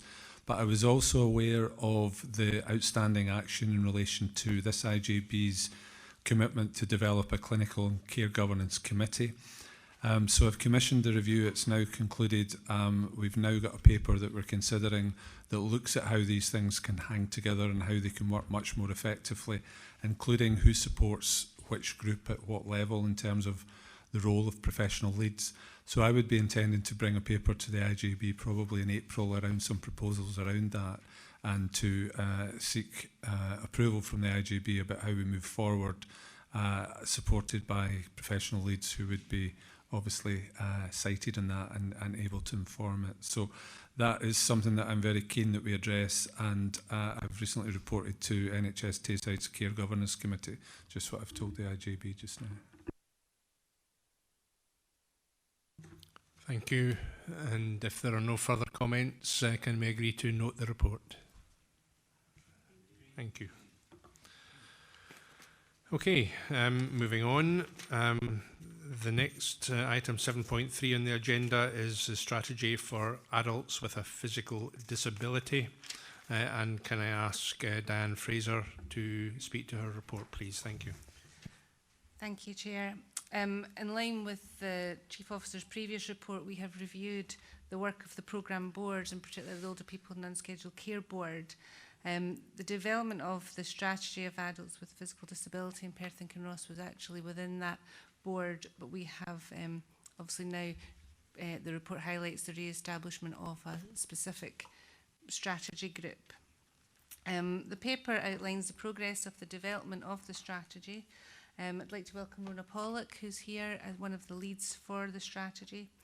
The work of the strategy group reflects the 5 ambitions set out in A Fairer Scotland for disabled people, which are described in the report. The report highlights the key areas and issues which the strategy group will consider as they develop both the final strategy and the delivery plan. The report highlights that consultation, as we've discussed already, will be a key element in the development of this strategy, and working with partners to undertake this work is absolutely critical. We've also been working across other care group strategies, including the Keys to Life strategy and obviously the Older People strategy as well, in relation to some of the key issues that we'll develop. The Complex Care Transformation Programme also will tackle a number of the issues that will be incorporated into the strategy, particularly in relation to housing, access to employment, education, and also welfare reform. So these are key issues that we'll work with partners over the coming months to develop the strategy. If there's any questions, Rona and myself be happy to take them. Thank you, Diane. Thank you, Rona, also for all your work on this area, very important area. I had, if I may, just one comment and one question, just to make myself, in relation to the range of housing options. Can I just stress how, you know, from my own experience of my very many friends with physical disabilities, how important the accommodation side of things is, and I know that a huge amount of work is done by Claire Miller and her team in relation to adaptive housing that is suitable for people with physical disabilities, and that is very much to be commended, and I hope that effort can continue and grow in the period ahead.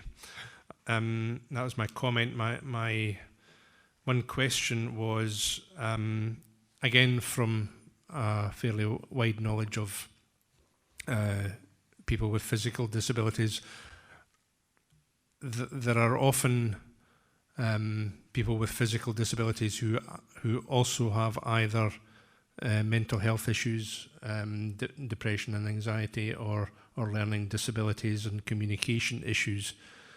Can you speak a little bit about how we're able to help people with both physical and mental health issues such as these? Yes, and certainly that's in terms of the work that we're doing to develop the strategy. We are working across care group strategies to address a number of issues, and also the issues that allow that disadvantage people from accessing services, and that may be through their disability or through a long-term condition or mental health. So it's really seeing the person first and being very person-centred and focused, and that will be absolutely key to our redesign of services. Thank you. Are there any further questions? Mr. Benson. And thanks very much. I greatly welcome this approach, and it's a process you're going through as much as what the outcomes will be. It seems on message with where we are going in terms of how we're going to work with people. And certainly when you come to present your strategy at the end of the day, I would very much welcome that to be a co-presentation with disabled people.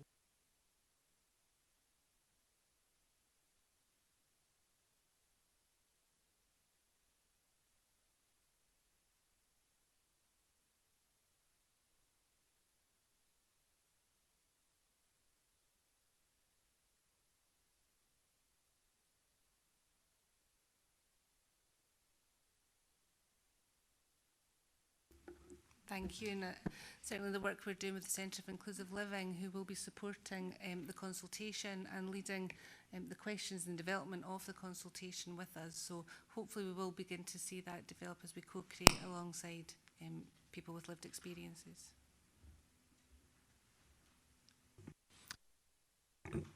Thank you. Are there any further questions or comments? Okay, thank you. Can we agree to note that report? Thank you. Moving on, item 7.4, which is locality integrated care service, and we're going to receive a presentation from Evelyn Devine, Head of Health, on this issue. This is a significant and major piece of the health and social care jigsaw. It's, I hope everybody will agree, it's a really positive development. And over to you, Evelyn, to go through your presentation. Thank you.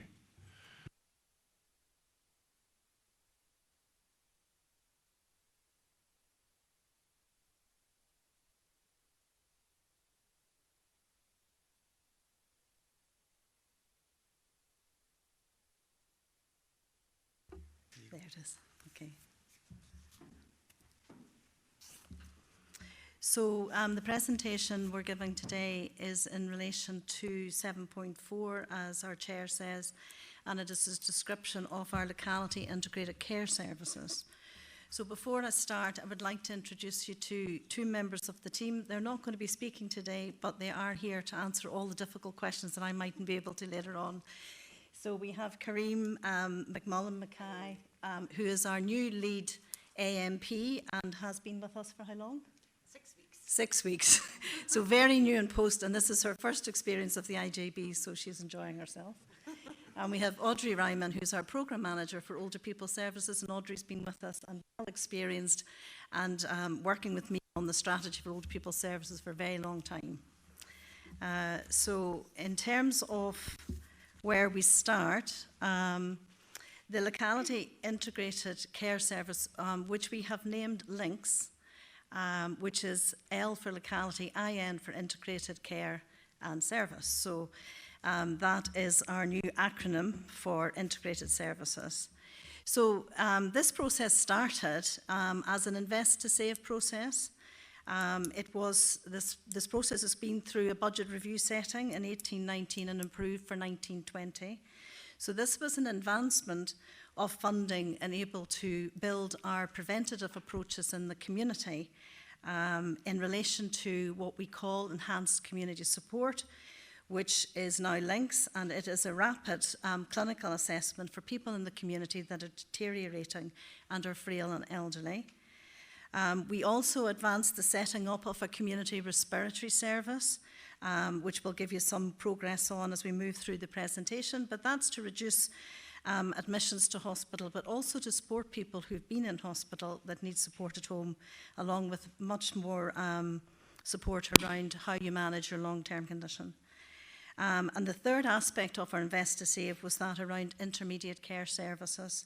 And that was in relation to, can we commission differently from the independent sector in relation to step-up, step-down services, as opposed to enhancing beds in community hospitals or hospitals in general. So for the new board members, I think it's important to maybe just go through a little bit of the history. What I would say, if people want to meet with me at any other time and go through more of the detail, because we won't be going through that today, happy to do that.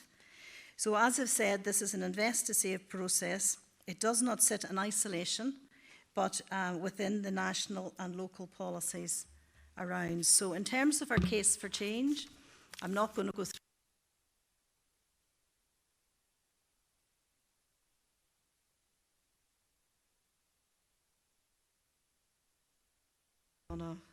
Thank you. But I think what's important to say that threading through all the national policies and our strategic commissioning plan are key messages about improving outcomes for people who are receiving our services. It talks about individualised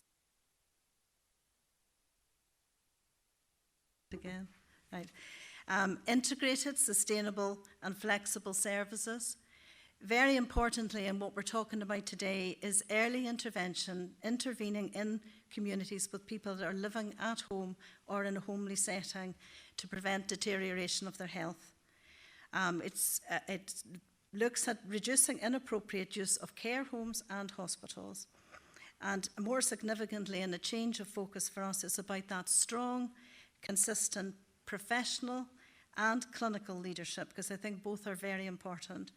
And again, linking through that is the whole public health and inequalities agenda.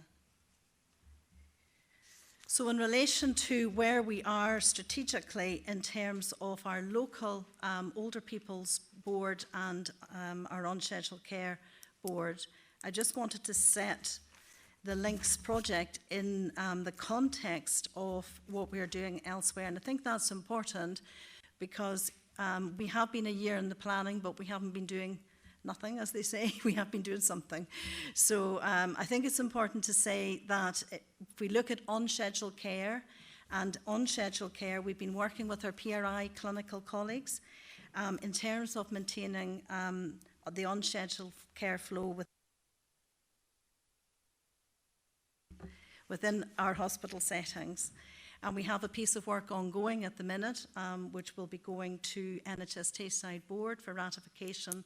And that's a piece of work that is going to stabilise our unscheduled care flow whilst we move to prevention of admission in our community settings. So we need to just balance that between one thing and another. We've been working with our primary care division on our new GP contract, and I think that's a whole presentation for another day because there's a massive amount of work happening around that. But I think the important thing to say there, it's the funding that's come in for the improvement plan for GPs is also supporting our locality integrated services. So that's about the development of the AMP roles, paramedic roles, etc. So we'll get to that in a minute in terms of how that will integrate. It's important to say that we're working nationally with iHub on 2 projects, 3 projects probably actually, but we have the iHub are supporting us with AHP review. For those that don't know, AHP is really our occupational therapists and our physiotherapists, and that's really looking at how we get people to think differently in our communities, what the models of care are moving forward for AHPs that differ from what we're doing now. We're also working with the iHub in terms of living well in our communities. We're one of 9 demonstrator sites. And we are working with 2 GP practices, and that's really looking at the level of frailty around GP practices and testing how we would work with people who are either very complex and frail or are moderate and frail, and what are the models that we would put into that. But last but not least, and we've been to this board already, I think the last one to talk about our inpatient rehabilitation review, and we will be back again very shortly. But the inpatient rehabilitation review is part of our Invest to Save model. So how do we actually start to think about shifting the balance of care, investing in community, and making that work for the people of Perth and Kinross? So that's really our local context and what we've been up to in the last year. In terms of the case for change, I think people will have seen this slide many a time, but I just think it's important just to revisit it. As you can see, we have an ageing population, but we also have a growing population. In terms of our 70 to 90 plus, well, we've done a bit of a deep dive from 2014 to 2018, and they have the numbers have grown by 2,500 in those few years for 70 to 90 plus. In terms of the decline of our younger population, the biggest decline is sitting within our 40 to 49-year-olds, and that's our workforce age, and that's declined by 2,600. So I think it's really important in the context of what we're saying that we need to do things differently. We need to transform how we're working. We need to support people who are living with long-term health conditions. We need a more responsive, skilled, joined-up workforce, and we need to tackle it from an early intervention perspective. However, we need to also tackle it from the end of commissioning, from third sector models of care, for population health, keeping people well and healthy as we move forward. So, in relation to where we're going, I talked about stabilising our on-schedule care pathway. These are some statistics up there. You can see that there is still a growth in our A&E attendances. There is a growth in our medical admissions, and this is potentially due to our population growth as well. And you will see, though, we have maintained our delays in and around bed days lost, and we've managed to keep those reduced by about 15%. So I think it's really important. We have focused in the last few years about keeping our on-schedule care flow going and keeping our delays in hospital down.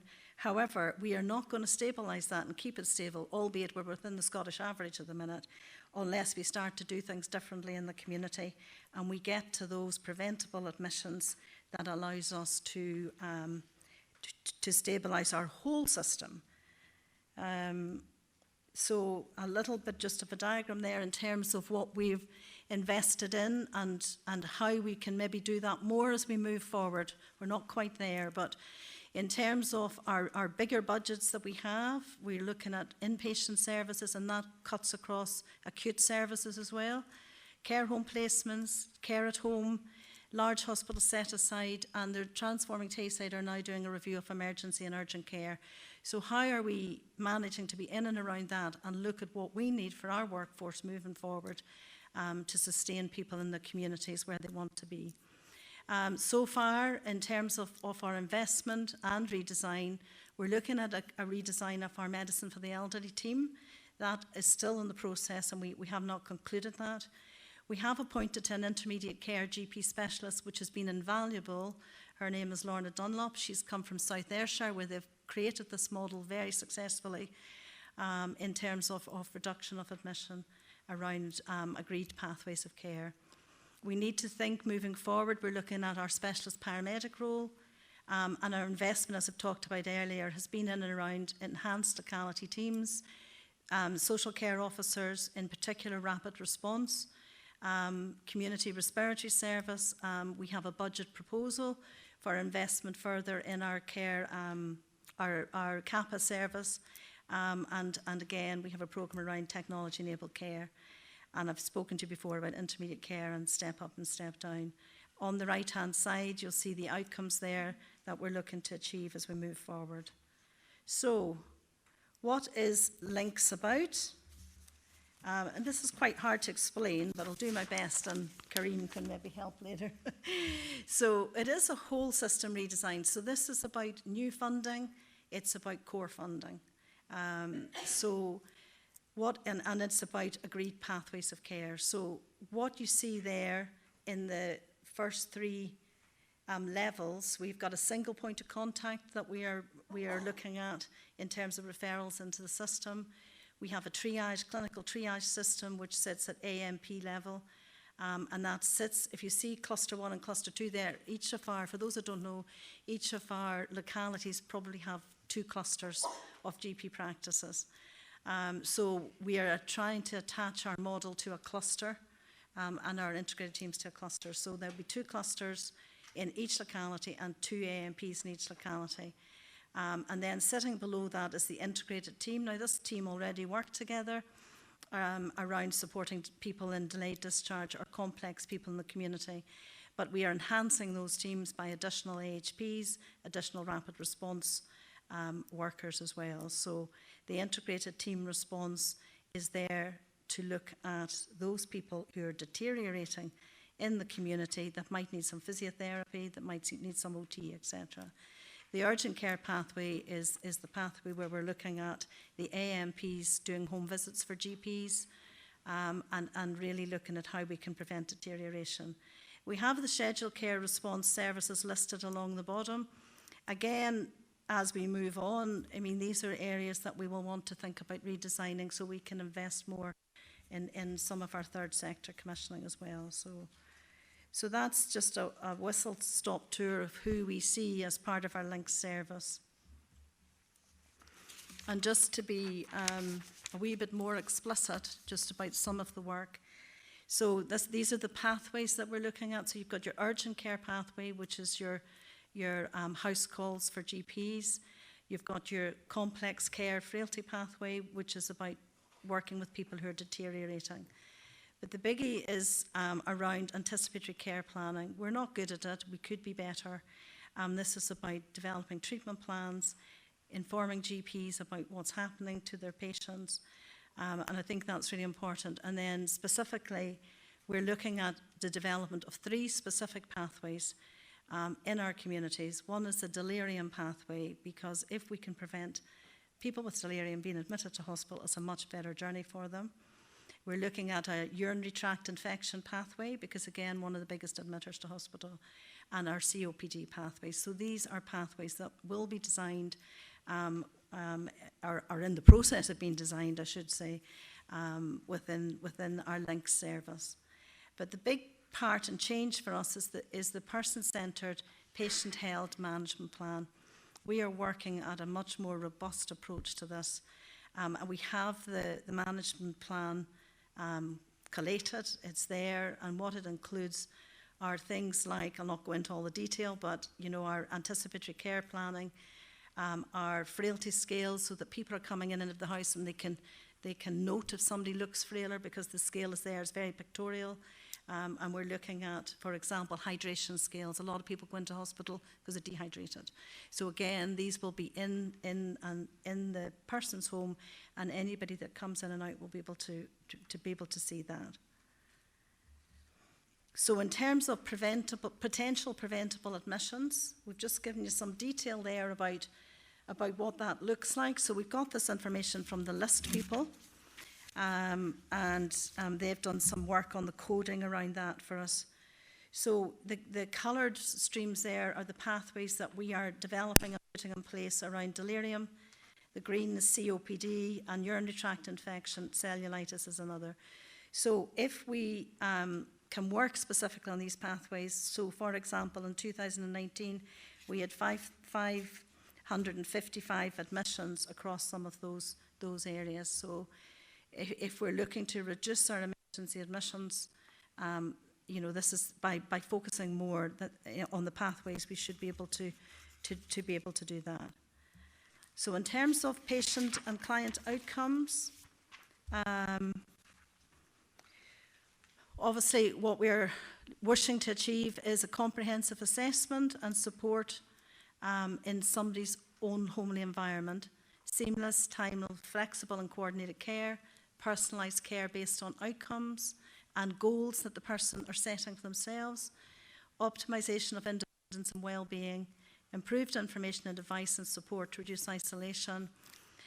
So that will be signposting people when we're in somebody's house when we know they're isolated.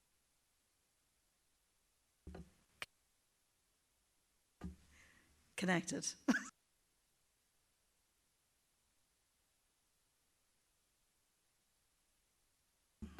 Progress to date. What we have recruited to 5 of our advanced nurse practitioners. We are recruiting now out to recruitment for our locality teams, and that includes AHPs and rapid response carers. We have developed our community respiratory service, and we've involved our acute respiratory colleagues in that, and our specialty nurses. We have, as I've said earlier, we're testing e-frailty in 2 GP practices, living well in communities. We've designed the pathways that we've talked about earlier. We have agreed a single point of contact on locality triage. We're testing Vision 360 in Perth City with our AMP that's there already, and that's around appointing as they're out and about in the system and in the communities. We've engaged with our locality staff. We've engaged with our GP clusters, and we're working on the design of a performance framework. Just a little bit of information on what our AMPs have been doing out there since September to December. And this is AMPs that are just getting up to speed with the role. They're still going through some of their competency frameworks. They're still being supervised, because it's really important to know that the care is safe. But they've seen 274 patients, 249 being managed and supported at home, 25% of patients seen with respiratory problems and delirium, 51 patients diagnosed with delirium, 41 were managed and supported at home. So that feels like a good statistic for us moving forward in terms of how we develop more. Just in terms of key partners, we're obviously not doing this alone. We can't do it alone, and so we have, in terms of statutory partners, I think we're looking at our acute colleagues in terms of our Perth and Kinross wide clinical forum, which is managing quite a lot of support around our capacity and flow. We've had numerous meetings with the ambulance service around our specialist advanced paramedic staff. We have paramedics already supporting some of our services up in Highland Perthshire. So we have built communication and connections with them already. And obviously, as I've said, we're working with iHub in terms of supporting us with some of our reviews of service. In relation to third and independent sector, we have been working with the Royal Voluntary Service on areas around move it or lose it, hospital simple discharge, voluntary drivers. We also have proposals for them to come and work in our hospitals to get people up and moving and enabled whilst they're in hospital as well. We have a long-standing relationship with Life Active around community-based physical activity, and we have a very passionate Falls coordinator who's taken forward our CAPA programme for us, and that's CAPA within care homes. It is care about physical activity for those that don't know what it is, but also bringing that now into the community. They're working well with Paths for All and designing care home walking and dementia-friendly walking. So in relation to how we build that community resilience, these are areas where we're working with already. So in terms of next steps, I am coming to the end. We still have to design, we're in the process of design, we've designed some of them actually, but this is about keeping ourselves safe. So there's competency frameworks we need to have for our AMPs. There's competency frameworks around how you work with somebody who's got delirium, and I don't have all the detail, but somebody else will. However, we need to work that through, and that's about then the education and support to all levels of staff, whether that's an observational role for a healthcare assistant or a social care officer, right up to the specialist support that we need to manage somebody in the community. I think there's a big issue for us around learning and development for that whole programme. We need to really build and think about how we develop a learning and development programme that runs right through for the next few years on the programme itself. We need to design wider staff engagement plans for the staff that haven't been engaged to date. And then explore further use of tech. I think that's really important. And over and above that, we are designing, as part of our inpatient review, as part of these new models of care, a wider consultation and engagement programme that will be taken forward in May? Starting in May. So I'll just leave you with that. These are the timelines. You know, due to recruitment, some of these timelines might change slightly, but in relation to where we're at, these are the timelines that we're working through at the minute. So happy to take questions or observations. Thank you, Evelyn. Thank you for your very detailed presentation. A huge amount of work being done and being done in this area. This is a, media guys over there, a good news story. Okay. So let's give this some airtime if we possibly can, and I'll put it open to questions, and I think Councillor Purvis is hands up first. Thank you, Chair. I don't quite like this because I want to be able to see you while I can ask the question. But I have 3 questions, if that's okay. The first of which I think probably the answer to it is yes, but I just wanted additional clarity beyond what's in the report.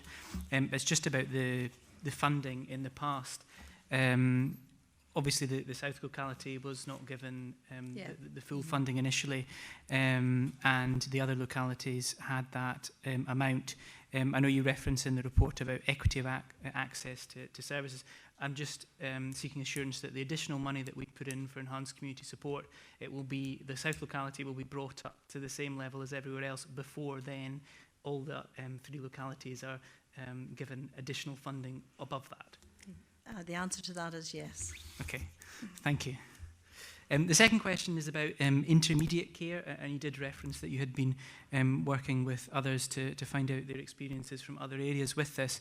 I know that it's certainly something that I've been very keen on in the past, particularly looking at different ways we can deliver intermediate care in the community, particularly the possibility of using care homes where people live, where we might not have community hospitals, or where we might not have an inpatient service available, and also the fact that in many cases that might end up being cheaper than for the Integration Joint Board, cheaper than the use of community hospitals or indeed inpatient facilities, whether that be at PRI or at 9 Wells. So I'm just wondering if you could provide a further update on where we are with intermediate care beds and when we might look to see some of these new models being introduced. So I think, not to steal the thunder of the option appraisal, I think intermediate care is part and parcel of the options in the option appraisal moving forward in relation to the inpatient rehabilitation beds, intermediate care beds, etc. So, you know, that will be taken forward through that programme of work. There is no doubt that there is a need for some step-ups, step-down facilities, certainly within Perth City itself. So we are exploring options around that in terms of what that would look like. Okay, thank you. So we'll await that. I think at the next IGB we'll sing that. Is that right? Might be the one after. All right, okay. My final question sort of follows on from that in relation to, obviously there'll be presumably a formal CEL4 process that we might have to go through as part of any options appraisal and review of community hospitals. But it was also the reference on page 45, the paragraph there, about going out for a consultation more generally on the future delivery and model of care and support available for the adult population of Perth and Kinross, which I think is a really encouraging thing. As we've discussed at this board before, obviously Perth and Kinross Council is looking at a different way of delivering services and trying to co-create this new method with the community through the Perth and Kinross offer. Obviously transforming Tayside also links into this from the NHS Tayside perspective. And I know certainly in relation to the offer, one of the references that has been made before is to Wigan and their Wigan deal. And within that Wigan deal, they also have a specific deal for adult social care. So I'm just wondering whether or not this could dovetail, as it were, with the consultation. It's obviously my time up. The consultation that will be happening with the Perth and Kinross offer, because I think that would lead to a better outcome overall for everyone, both in the council, the NHS Tayside, and this IGB. Do you want to just do the timescales? We've actually established a consultation engagement group which is feeding into the Perth and Kinross overall consultation group. So we are looking at the other engagements that are happening at the same time so that we can fit in with them. So we're talking to NHS Tayside, Transforming Tayside consultation group to find out when they're going out so that we can go in with them or they can come in with us. We're also speaking through the consultation engagement group for the Perth and Kinross to find out what other engagement is going on. Cell phone is actually being updated by the Scottish Government. We've commenced conversations with the Scottish Government around how we can actually ensure that what we're doing fits in with the new guidance that's coming out as well. So we are working towards good timescales, integrating it as best we can. Thank you for that. I think that's very encouraging. We all seem to be heading in the same direction, so it makes sense that we ensure that we're working together on these various co-creation opportunities. Thank you for that. Pat Kilpatrick. Thank you, Chair. Thank you for a very interesting presentation, and I think you have to be commended with your team for all the progress that you've made, and it's very exciting. I've only got one question, which is really, do we feel that we are maximising or fully exploiting the value of technology-enabled care? And my second question is, do we have a technology-enabled care strategy? Because obviously these two things run hand in hand.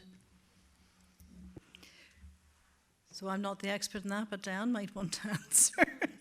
For the record, I'm not the expert, but I am certainly leading the strategy around technology-enabled care. No, we're not exploiting it at this stage. What we are doing is bringing together both the strategy for Perth and Kinross Council, their digital strategy, and also NHS Tayside to see how we can begin to exploit that. So we will be bringing back a strategy to the IJB. If I could come back, I don't think NHS Tayside's got a strategy. That's my concern, you know, and I don't know whether you've got, but clearly the quicker we could get to a position on that, then you know that would take considerable cost pressures off people, and also it would allow the teams that are out there to know that you know the anticipatory care is happening at the very earliest stage, as opposed to when people become unwell or you know arrangements collapse or whatever. So you know it allows you to be able to monitor it before you get into crisis. So I suppose from an IJB perspective, I think it's something we need to be doing sooner rather than later. And I know that NHS Tayside has just appointed a director of digital, but that'll take a long time. So I don't know if we could start to move ahead a little bit of that. Well, certainly that is certainly the plan. We've now got the right people around the table, so it's taken some time to establish that group. But that group has come together, and we do have a lot of experience, particularly in Perth and Kinross, around what's available. Certainly, we've got a committed group to taking that forward, and we had a workshop which was led by Gordon a month ago in terms of looking at what the opportunities are both for staff, communities, technology-enabled care. So there's a whole range of activities that will be taken forward. Okay, thank you. I've got Karen Reid and Drew Walker as well to come in. Okay, thank you. Drew, you might be saying something similar to what I'm about to say, but we actually had a discussion last week at the Community Planning Partnership about digital strategy. We recognise as a council that we need to make significant investment in terms of digital, but also the use of data and the analysis and synthesis and triangulation of that to actually inform strategic priorities. So we are hopeful, mindful of the council budget, but we are hopeful that elected members will indeed invest in digital across the council, which will enable us to enhance some of the things we've just been hearing from Evelyn and colleagues about. So please be assured, Pat, that that's certainly on our radar. We also acknowledged two things. One, we needed to link across to the newly appointed Director of Digital in NHS Tayside. We do have a digital strategy here, and we have been through a maturity assessment, both in the health and social care partnership, and indeed we've had two in the council that our second one's just about to report on. So that will inform the digital direction into the not too distant future. Thank you, Karen. Drew, do you have anything to add? I think it's sort of been said already, but just to emphasise the appointment of our new digital director for NHS Tayside, Lake Khalik, a very impressive character. I think is going to be a huge asset to us in an area where we're relatively underdeveloped. We need to benefit from the existing strategies that we have already here in Tayside and build on that. And I know, Pat, you're saying this, it could take a while. Lake has made this an absolute priority for himself. He hasn't given a time scale, but I know that he is determined that NHS Tayside will very soon have a state-of-the-art digital strategy. And in terms of investment, whether it's by NHS Tayside or the council, there's really, really strong evidence that this is an absolute winner in terms of invest to save. Every pound invested in appropriate technology will repay itself many times over. Indeed. Thank you very much for that. And Alan Drummond. Thank you, Chair. Just to sort of mirror Pat and Drew's comments there, and obviously appreciate the amount of work that's gone in thus far, but for me, I suppose I'm just looking for some reassurance from Evelyn, because obviously looking under staff governance, all the papers pertaining to this IGB are now in the public domain. So I don't want to set the hairs running, but we need to make sure we engage with the staff under staff governance standards to make sure staff are well informed of any proposed changes. I think just to reassure you, the staff involved in the link service have been engaged, but we want to do a wider engagement, so that's our plan moving forward, that we engage with the wider stakeholders. Okay, thank you. And Bernie? Thank you. Apologies that my back to you, Evelyn. It's just really a comment on the presentation. I'm pleased to see that on one of the slides which referred to the patient and client outcomes, that the last point was about ensuring, to support people to remain in their own homes as long as possible. As I say, I'm pleased to see that. As part of our carers' voice, we seem to have an increasing number of carers who have approached us to say that they feel that their views are not being taken into consideration when it comes to discharge, and whereby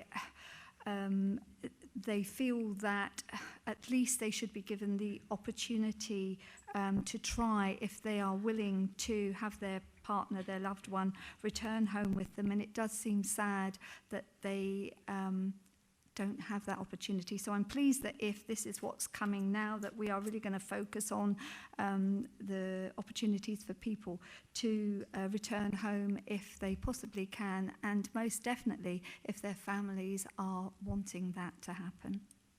Yeah, I think that's really important actually, in terms of it's that element of do people need to go into hospital at all? And I think that's the question. With more advanced skills in the community, we can support more people so they don't necessarily need to do that journey, because we all know as soon as somebody goes into hospital, they lose functionality pretty quickly. So I think that is the point of the AMP role in particular, to advance support at home as opposed to hospital. If people need to go to hospital, need to go, but again, it's getting people home in a timeous way, supported. Yeah, I mean, I think that in the cases that have come to us, they've had to go to hospital for a reason, but they have really wanted the opportunity for their partner to return home, to obviously to support them as best they can. And it seems as if they feel that they're not involved in that, or that decision has been taken away from them, that professionals are making a decision to say, I don't think it's suitable. And I just think it's sad that if a family are wanting that, they should at least be given the opportunity to try. It may well fail, the professionals may well have been right, but I do feel that if that's what they want, they should at least get that opportunity. Agreed. Okay, thanks for these comments. Are there any further questions? Pat? No? Gordon? No, I was just going to endorse exactly what Bernie was saying. I think it's really important that, as well as the prevention of admission, we're looking at how we can support people home and how we can sustain them at home. I think it's important also that we have a very strong commitment to try to prevent the situation where people go from an acute hospital into a care home, that we need to not assess people in the environment of an acute hospital where they may be demoralised, they may be exposed to hospital-acquired infection, they may be de-skilled. We need to get people home and assess them there and provide enablement services to try to ensure that people can remain at home. And if that isn't going to be possible, at least we know we've tried in people's home environment, and that decision about what is a more appropriate and necessary care environment is taken with the carer, with the person, with that information. Okay, thank you. Peter Drury. Thank you, Chair. I would echo the comments made about that was an excellent presentation and a real good news story. I have one short question on a financial aspect. With this investment to save initiative, a measurement's taken of how long it takes to get your money back, as it were. You know, how long does it take for the savings to repay the cost of the investment? And I think Jane is the person to answer that one. So the investment in the services that Evelyn's described are being made over 1920 and 2021. The savings that we expect to be delivered will be delivered in part this financial year and this next new financial year and in years 2 and years 3. So it's over broadly a 5-year timescale. So does that mean we get into a net saving after 5 years? Yes, there is. There is a net saving overall. We're seeking to invest we have already invested, but in terms of the phase 2 investment, 1.5 million with a return on investment of 2.8 million. Okay, thank you. Are there any further questions or comments? No, thank you again to Evelyn and to your colleagues for your attendance today, and thank you for that presentation. Can we agree to note the report? Thank you. Moving on, we now move into section 8 of the agenda, which is around performance and improvements. And first of all, call on Gordon Patterson to speak to the Partnership Improvement Plan 2019-20, and this will incorporate a presentation by Chris Jolly, who's there he is now. I thought he'd gone. Chris Jolly, who's the Service Manager, Business Planning and Performance. First of all, Gordon. Thank you. I have had the benefit of seeing Chris's presentation and having discussed with him how he's going to convey the information that we feel that you will welcome, that you need. There's nothing more for me to say, actually, because the report really just introduces Chris, and he's going to cover the main points in this short report by delivering the presentation. So I shall hand over to him and excuse myself for a couple of minutes. Good afternoon. Thank you, Councillor Drysdale, for providing space on this very busy agenda for me to run through the presentation today in respect to the Partnership Improvement Plan. The purpose of the presentation is to provide assurance to the IJB that the approach being taken in respect to partnership improvement is capturing the necessary actions and to seek approval from the board that regular updates be provided to the Audit and Performance Committee from here on. So the first thing to say about the partnership improvement is that identifying improvements to our governance arrangements has been ongoing since the inception of the IJB, and most formally as part of the annual review of governance. And this process led to the Transforming Governance Action Plan, the implementation of which has been overseen by the Audit and Performance Committee. So building on the work done previously, the Partnership Improvement Plan brings together all of the actions and recommendations which have been made in respect to the Health and Social Care Partnership, principally these come from the annual governance statement, the ministerial strategic group, and the joint inspection, which you'll hear more about in the next paper. So, turning first of all in respect to the annual governance statement, the following 6 themes are taken from the self-assessment which was undertaken against the SIPFA Guide to Delivering Good Governance. Behind each of these slides, there's a lot more information. I don't intend clicking through them all, but by selecting one or two, I'll hopefully give a flavour of where we're at. So have a look at the vision, direction and purpose. It's quite a busy slide, and forgive me for that. But as we take a look through the points, what we're bringing out here is that strategic planning and the strategic planning group feature alongside performance management and the requisite corporate support as areas to improve upon.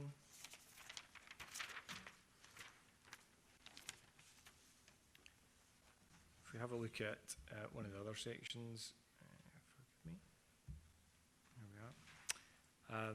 In respect to internal controls, the timely agreement of budgets, risk-sharing agreements, directions by the IJB to the statutory partners, and again, performance all come through. These are all areas to be taken forward, and working with our statutory partners will be key to the success.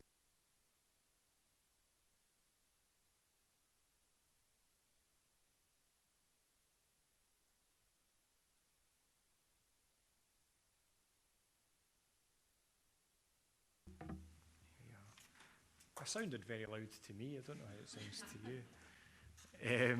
We turn to the Ministerial Strategic Group section. So similar to the annual governance statement, we carried out a self-assessment in February it was of last year and reported back to the MSG. I think it was in March or April. So up on the screen you'll see the areas in which we were self-assessed, and we were either not established, partly established, or exemplar. And I think if we look across, what we've got here is a depiction of those areas in which we were established and partly established. It's pleasing that there were no areas that were not established, but it would be remiss not to point out that there were no areas that we were exemplar.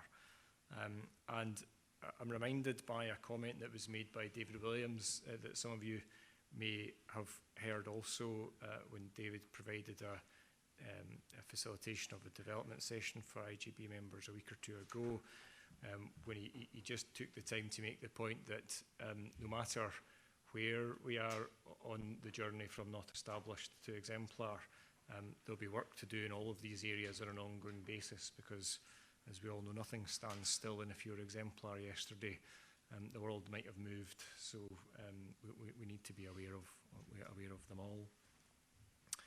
So I'll select one or two of these again in similar fashion to the previous slides. If we have a look at integrated finances, and we can see that there's a mix of established and partly established within these areas, but budget setting and the financial position being key areas.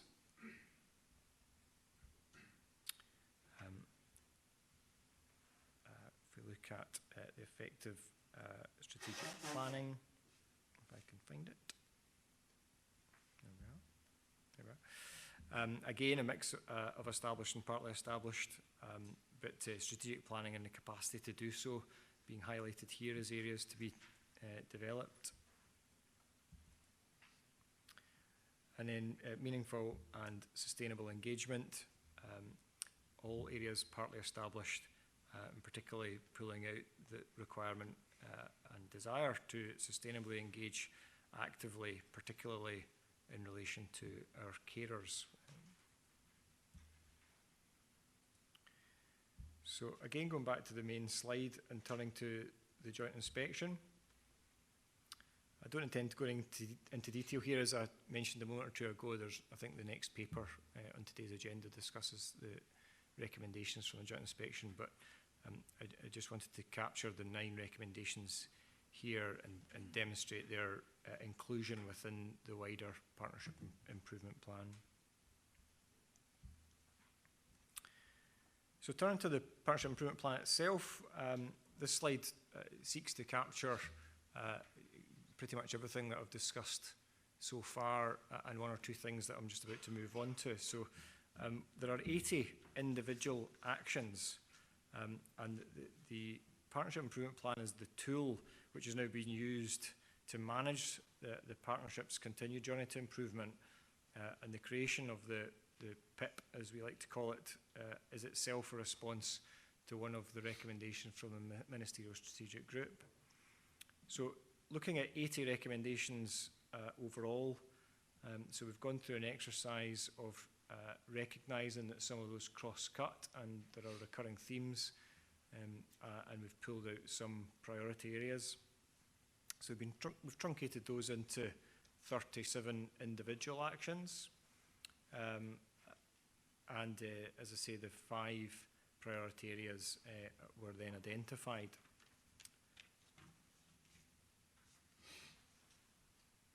So I'll just flick through some of these as well.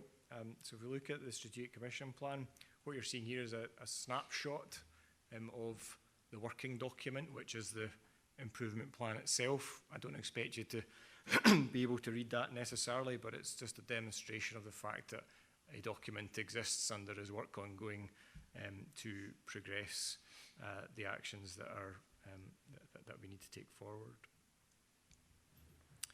So I mentioned previously structure, so we've called out the requirement to develop our organisational structure, and there's also a clear link there in respect to our strategic planning and performance, and what changes to that structure might mean for how we take those actions forward.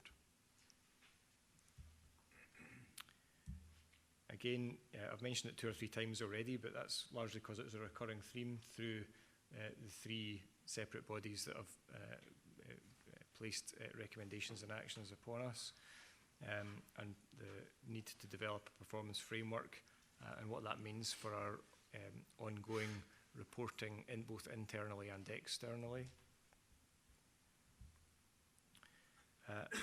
And finally, in respect to finance, which again has been a recurring theme, and we can see there's 1 or 2 actions have been complete already. Those are in respect to support required around our Chief Finance Officer, and those that are still requiring some development relate to risk sharing and budget setting. So that brings me nearly to the end of the presentation today. Is just finally to say that the approach has been taken to create this partnership improvement plan, and the progress that's been made against the actions set is now the subject of an internal audit. And you'll see from the paper that introduces this presentation that it's proposed that updates be sent in respect to progress against these actions to the Audit and Performance Committee at each sitting of that committee. Thank you very much for listening. Thank you, Chris, and I think Gordon's got something to add to that. So yes, thanks very much, Chris. So just to summarise, the range of reports that are featuring here are consolidated into this partnership improvement plan. Essentially what we wanted to do was to demonstrate to you that we have in place now the architecture for taking a much more systematic and coherent approach to driving forward those improvements that have been identified through the MSG self-evaluation, through the joint inspection, through the annual governance statement and through audit reports. So we're giving you a snapshot of what the plan looks like, but really the ambition today was to assure you that there is work ongoing in relation to this improvement plan. It is reviewed regularly by the executive management team, and the improvements that fall from it will be demonstrated through reports that will come to the Audit and Performance Report committee in relation to improved performance across a number of those areas. So I hope that's been helpful. Thank you. Are there any questions? Councillor Purvis. Thank you, Chair. Just first, I was a bit confused about the order of the agenda, given that it seems that we're being asked to approve the whole partnership improvement plan, which includes what is effectively the next paper. So just wondering whether maybe they should have been the other way around. Just on that, I'm glad to see that the updates will be coming to the Audit and Performance Committee, and I had said that I did think that the board should have ownership of the improvement plan and should come here first. And while the presentation was welcome, I was just surprised by the absence of a consolidated document, because I presume it's not as simple as just simply taking the three documents and looking at them together, because there will be crossover presumably of some of the areas. And I think it'd be really useful for us, certainly as a board, to have ownership of that improvement plan, to actually have the full document, given that I know audit committees might sometimes suggest that timescales might be unrealistic, or that in one area should be a priority over another area, and it's very difficult to do that if we don't have the full plan. Now, there's a separate debate about whether we just do exception reporting or the whole plan comes to each committee, but I think in order for the board to have ownership of the plan, we do have to have that full consolidated plan here, so that we can agree it and that we can all sign up to the recommendations in it as we go forward, and as it's then monitored by the Audit and Performance Committee. So I don't know if the Chief Officer is willing to do that. The Chief Officer is willing to do whatever the IGB would wish, but I suppose the question is the extent to which that is achieving the strategic ambitions of the IGB, because the Partnership Improvement Plan is largely an operational document which contains all the actions and recommendations that are already in the public domain, having come from the Joint Inspection Ministerial Strategic Group. The intent today was to provide an assurance that we are working on those as an executive leadership team, and we are bringing forward the actions necessary to deliver on these improvements, without necessarily seeking to bring the whole plan and a progress report in relation to the 37 actions, the 80 individual improvements, the 5 or 6 main themes to the IGB. Intention was to take reports through to audit and performance in relation to how are we performing in relation to those areas. I'm happy to take advice from the IGB about how they want this to be progressed. Just as a follow-up, Chair, thank you for your response, Chief Officer. I think it was just because my understanding was this was to replace those 3 previous plans, which are all in the public domain and have all come to committees. The Transforming Governance Action Plan, for example, was regularly monitored in the past by the Audit and Performance Committee, and presumably the Audit and Performance Committee would have been involved in updating that. We haven't continued it because it was going to go into this improvement plan. My concern just is that there isn't one document that all board members can now refer to, which I think was the intention of what we were trying to achieve here. But if I've misunderstood that, then you can correct me. Okay. Are there any further? Yeah, Councillor McDade. Thank you, Chair. I think it would be helpful for us to see the consolidated plan. Obviously, we can go and refer back, but presumably the point is to have a consolidated plan so that we only have one document, and therefore it would be helpful not to have to go and look at all the separate ones and see whether we're achieving it, particularly given that the Chief Officer is going to provide updates on that plan. So I think that it would be helpful, from my point of view anyway. I think it would be helpful just for us to have sight of that plan, but that's just a personal point of view.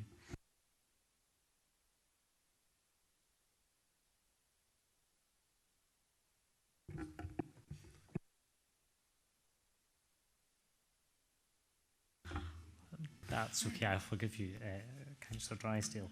I think whilst obviously the action, carrying out the actions is an operational matter, the fact that they have been set by other reports, etc., is not, and it's for us obviously to scrutinise whether we're having assurance that everything is being carried out. So it would be helpful to see the report of essentially the benchmark of which we're setting. That point is noted and will be taken forward by the Chief.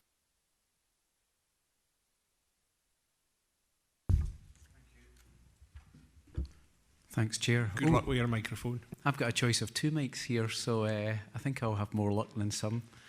I've got 3 thoughts, obviously, coming to this new. I don't have the history or the background, but given the level of detail that we're talking about in the operational plans here, it does sound like Audit and Performance Committee, which I haven't attended, so I'll caveat that, could be a good place to provide the detailed scrutiny. But this board perhaps then may require assurance that that scrutiny has been carried out and that there aren't any issues that are arising from that scrutiny process. So that was my first thought. My second thought around paragraph 3.2, where it states, noted many of the timescales are dependent on corporate support and expertise, which is an action. So I wondered if we could say anything about whether we have that corporate support and expertise. Is there likely to be any gaps there that might mean the actions can't be carried out? And what risk would that provide to the IGB? And just last point, if I can find my mouse here. Right at the end, again showing my ignorance here, the last sentence mentions this will allow scrutiny, but it follows up by saying, provide appropriate assurance to the IJB that the organisation will meet its strategic objectives. Is that the purpose that we're meeting? Is this the route for the achievement of strategic objectives, or is it a series of performance improvement actions that are a subset of that? I appreciate these questions might not make sense, but I thought it's worth raising them anyway. Thanks, Chair. Absolutely. Gordon, do you have any responses to them? So, yeah, I think I welcome your comments about the role of the Audit and Performance Committee providing some degree of assurance to this board, perhaps rather than necessarily the board having to pore over pages and pages of operational actions that we're intending to take forward. I think it is important to recognise that we're at the moment scoping out the extent to which there may or may not be gaps in terms of corporate support and expertise. One of the challenges there is a challenge that we are seeking to advance with greater pace than we've managed up until now, and that's about ensuring that we've got the capacity within the senior team, within the Health and Social Care Partnership. I gave a commitment early on to this IJB that I would be looking to restructure and to look at how we can more effectively ensure that we've got the capacity and the functioning of the senior team, and then the structure below that. We've got some progress. Some progress has been made, but we've got an ambition to accelerate that over the coming weeks. That includes the potential that we will create a new post of Head of Strategy and Performance, and that would be one of the ways in which we would ensure that we were better coordinating, advancing and supporting the delivery of some of the actions that we have hitherto perhaps not got over the finishing line, or we've been struggling to deliver on. There are also challenges around what the structure of the Health and Social Care Partnership might look like in terms of the interface with our statutory partners within the Council and the NHS. For example, the question around, do we have sufficient business support? Do we have sufficient support around communications, around HR, around policy? Will be questions that will need to fall from the review of our structure. And some of that will be about how we can enlist greater support or make better use of the existing support that's provided by statutory partners. But equally, it may well be about looking at whether or not we need to build our own and build capacity within the partnership to ensure that we can deliver in all the actions that are coming from either the MSG or the joint inspection. So there's still work that we need to do in relation to scoping that out, and that will come forward in relation to proposals around how the new structure of the Health and Social Care Partnership should develop in order that we can better deliver the strategic commissioning plan. Chair, if I may. Thank you. Mr. Benson. Yeah. Thank you. It's really interesting because when I was listening to the presentation and to this, there was a very strong part of it about the operationality of much of it, which I didn't think was appropriate to come to board level. However, I do need to feel reassured that the systems are in place to ensure that that's done. And the Performance and Audit Committee seems to be the correct vehicle for dealing with that level of detail, as it would do with any other group. Now, perhaps you might wish to use some of the wisdom within the Performance and Audit Group to help you in the short term to fill some of the gaps in knowledge that you were referring to. And I merely make that as an offer to them, depends on the new group. But it does strike me that I can't see how a group can be effective unless it has looked at the necessary detail. And I see no harm in that. If we are thinking about being open and transparent about some difficult bits of information, then we need to feel assured as a board that it's at least it's gone through a process, even though I don't necessarily need to see all the detail of that. And perhaps that's why these coloured indicators could help us much more to say, that tells me I feel assured by that information. And I merely throw that in, Chair, not as perhaps an answer to Gordon's dilemma at the moment, but just to perhaps just offer where he might get some support. It might be he might want to use the board at the Performance and Audit Committee at the individual level to talk through some of the bits that might help him through this process as well. Karen. Thank you, Chair. I really welcome the comments that have been made so far about the potential role of the Audit and Performance Committee. That said, there's always a fine balance between what is truly an operational matter that requires the professional expertise of those who are indeed qualified in those areas versus the assurance and accountability in an Audit and Performance Committee or indeed around a board table. I think there's probably a separate discussion required rather than trying to fix this issue around this table, taking cognizance of Mr Benson's reports and indeed Mr Benson's comments and Mr Erskine's comments with the Chief Officer, with yourself, Chair, with Councillor Purvis as Chair of the Audit and Performance Committee. We also need to take cognizance of the fact we're also required to report against a number of national performance outcomes as well, and how you seek assurance around this table as a board that we are indeed performing against those too. And my final point, which is a very specific point, and if you'll just bear with me, we need assurance around this table about adult support and protection in particular.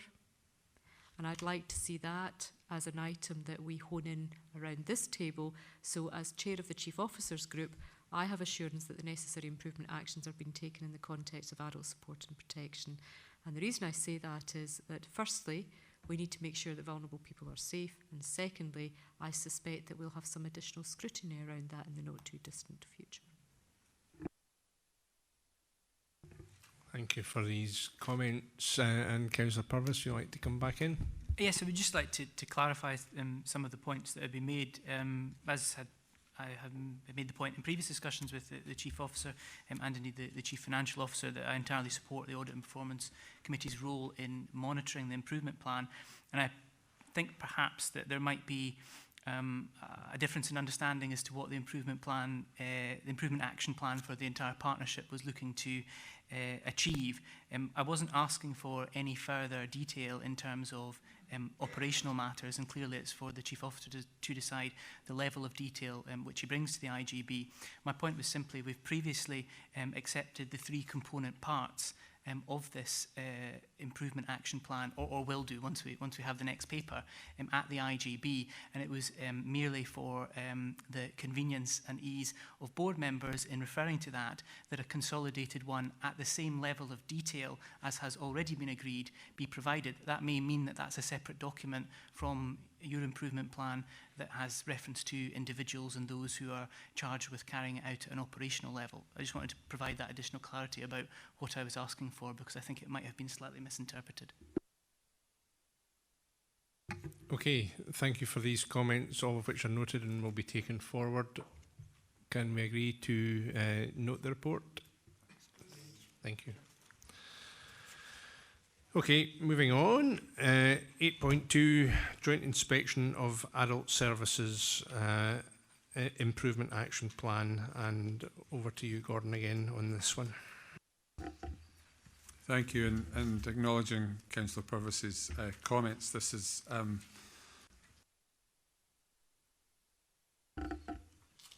we need to have an improvement plan about the microphones, perhaps.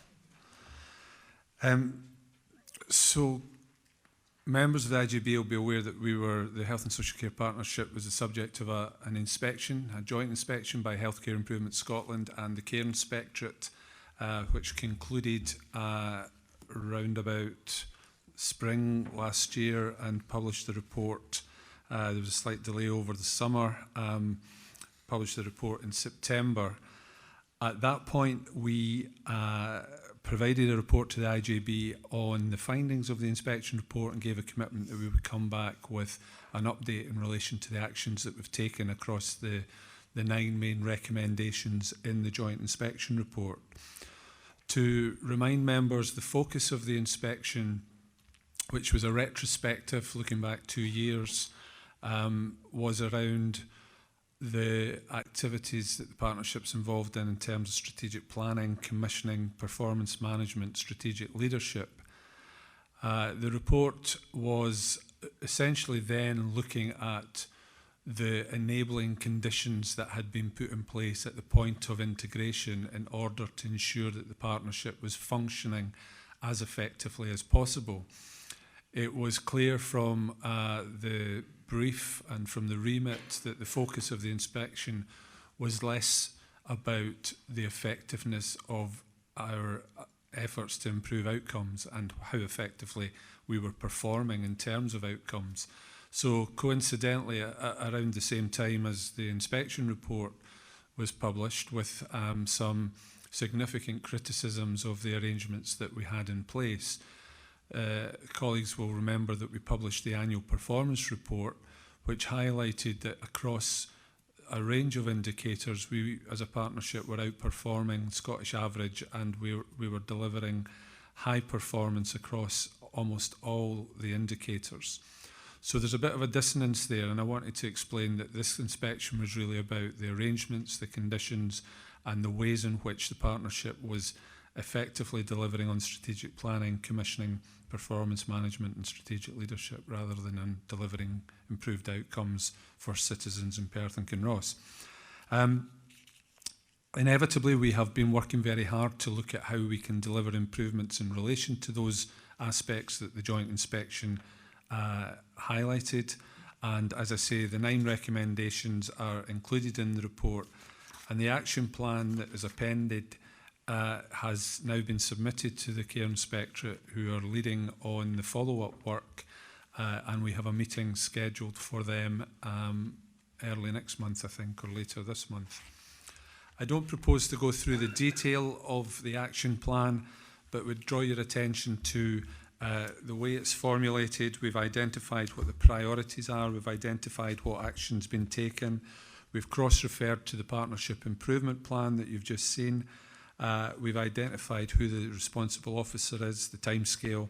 We've provided some updates, and we've described what impact the delivery of these actions will achieve. And we've got a RAG rating, so we've identified whether we're on track, falling behind track, whether we've completed, or whether there are risks. To summarise, rather than go through the detail of the action plan, it talks about the need for a performance framework, and you've seen we've delivered on that. It talks about the need for us to get approval for our strategic commissioning plan, and that was achieved in December. It talks about delivering a revised approach to strategic planning, and my earlier papers sought to put in place the conditions to achieve that.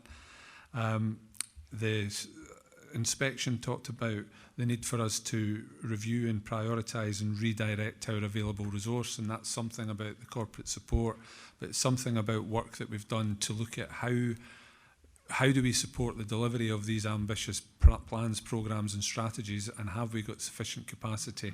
So we've had to reprioritise some of that. It talks about delivering an annual performance report, and the performance report that we're delivering quarterly, or we will deliver quarterly, to the Audit and Performance Committee will build that picture up so that we have an annual performance report that we can produce.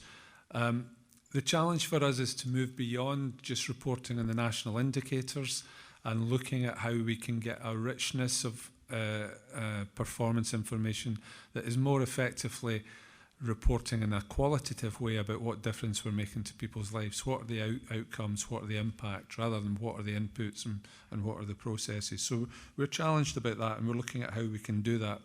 The action plan also highlights the need for us to look at the structure of the partnership. I've described where we're at with that. We're moving ahead, and hopefully with a greater degree of pace. The recommendations included the need for us to think about stakeholder engagement. We had a lot of engagement over the summer to deliver on the strategic commissioning plan, but we've also committed to reviewing our communication, engagement and participation group. The action plan talks about the developments that I referred to when we last met around the delivery of a workforce plan. And there are a couple of recommendations that are around how can we better equip IGB members to carry out their role. So we've got some actions there. One of them, I suppose, was around the work that David Williams did, which was about trying to ensure that we had a clear understanding of roles, responsibilities, the background to integration, the context in which we're seeking to operate. There are another couple of actions that are around the way in which we can support IGB members to identify and have their development needs met. So I had some discussion with the chair yesterday. We're proposing that we'll do some sort of training needs, development needs analysis, and that we'll write out to IGB members and we'll say what would better equip you to do your role, what are the areas that you would like us to develop development sessions around, how can we better support you in carrying out the role that is expected of you. So that's a further action that we'll be taking forward. So I would just commend to you the work that we've done, seek any comments on your views in relation to the progress we've made, and advise that we're meeting with the Inspectorate quite soon, and hopefully we'll reassure them that we are taking very seriously the recommendations that we've made, and we can demonstrate progress against all 9 recommendations. Okay, thank you. And we'll go to questions and comments, and firstly, Karen Reid. Gordon, thank you for your comprehensive update.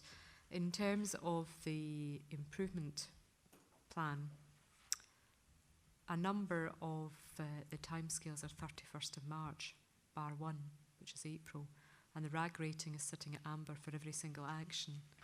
So in terms of assurance, are you confident that you'll be able to deliver on each of these within the timescale that you've set out?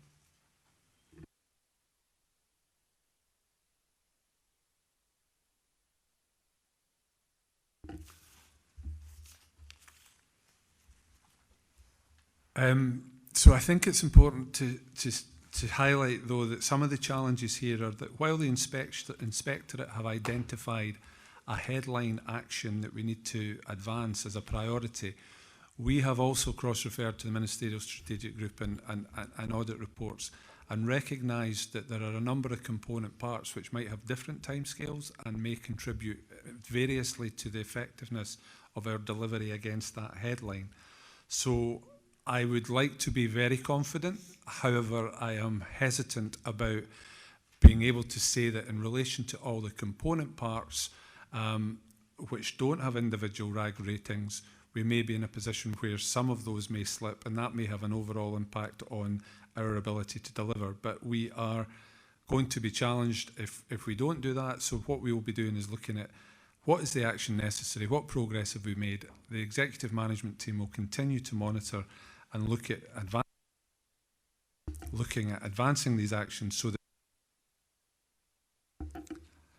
I think you knew what I was going to say. Advancing. Yes.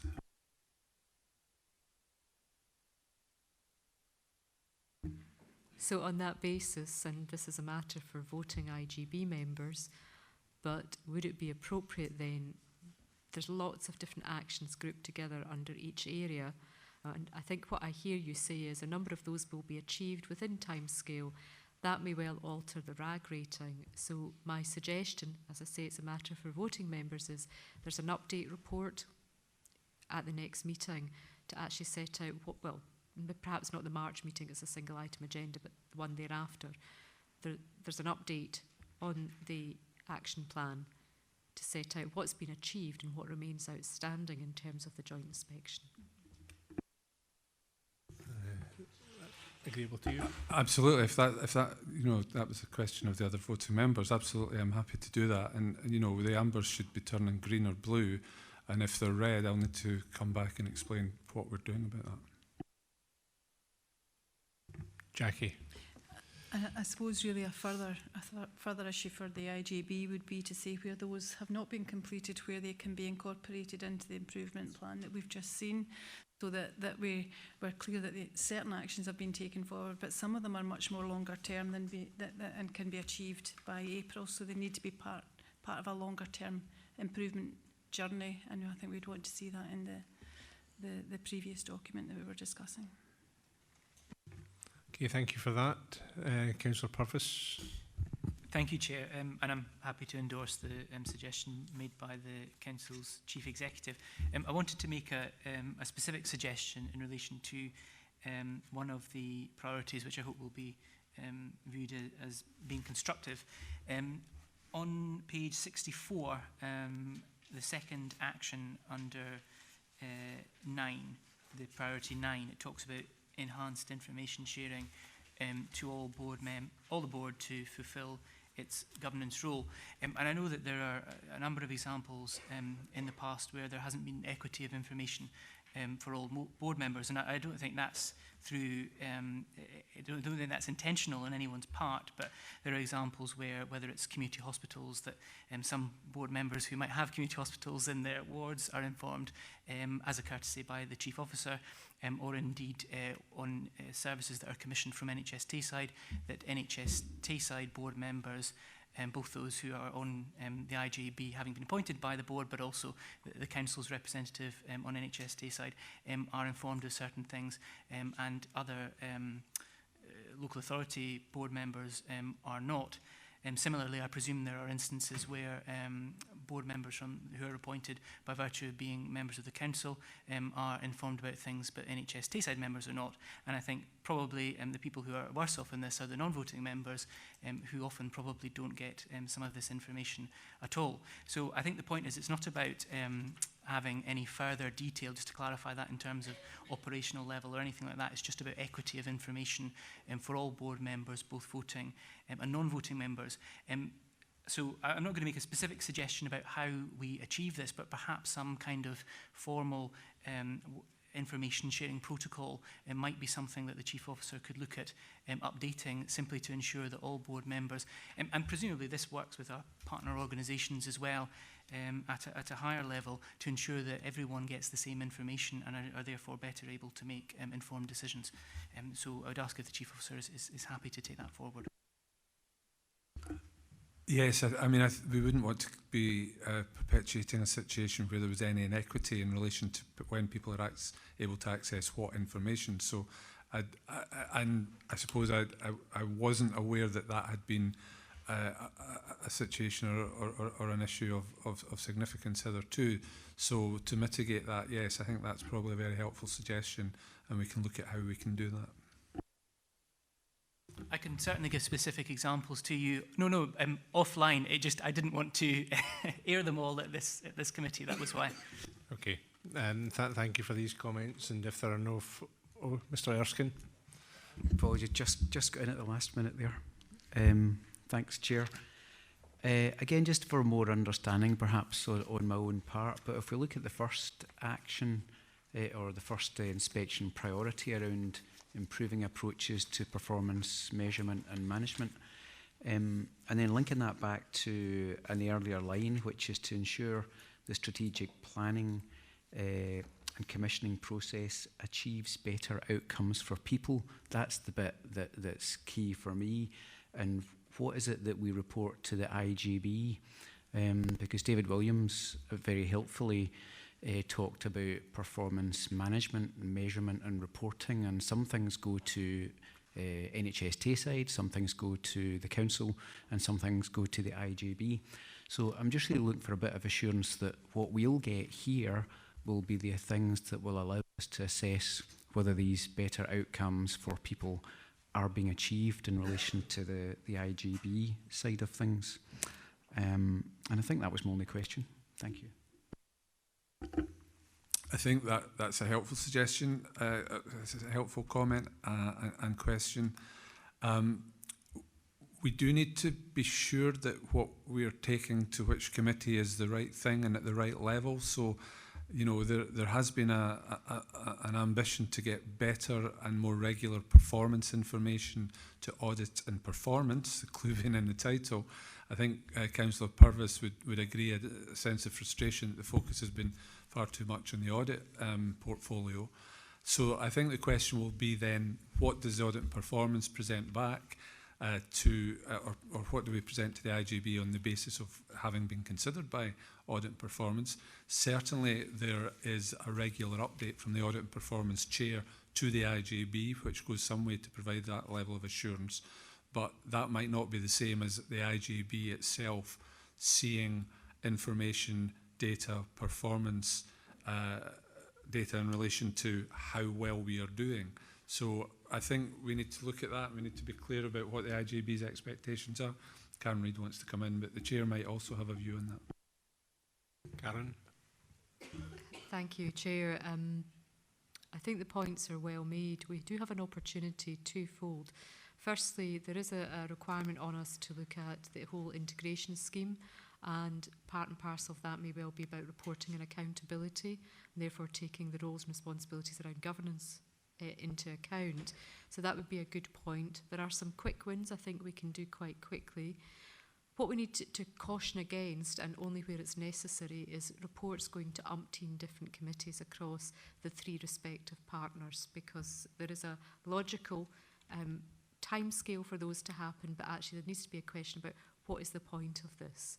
So I'll leave that thought with you. And the final point is, I am hopeful that the Council will agree to a review of the Council governance arrangements. I intend to bring a paper in March for the full Council meeting, and that again can support the suggestions made by Mr Erskine and the response by the Chief Officer.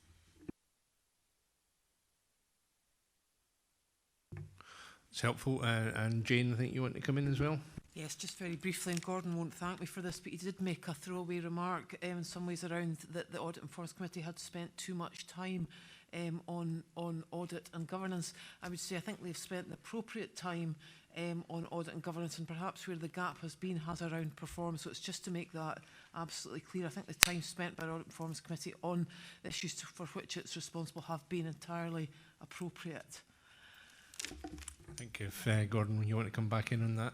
Yeah, I don't think I meant or said too much time on audit. I thought probably I was trying to say that the balance has not been right insofar as there is a need for that committee to be supported, to be cited on much more regular and routine performance information. So apologies if that came across as... And hopefully as of Monday, we will start to do that with the first full... can't even remember what I was going to say there. The first full performance report for the whole of the Health and Social Care Partnership. And Karen, you want to come in also? Yes, and this is just a statement. I think those comments actually are comments that should have been made out of the room, not at the IGB table. Okay, thank you. Sorry, just to clarify, not Councillor Purvis's comments, the comments between the Chief Officer and the Chief Financial Officer. Okay, thank you, noted. Are there any further comments or observations? Oh, sorry, Mr Benson, yes, you were...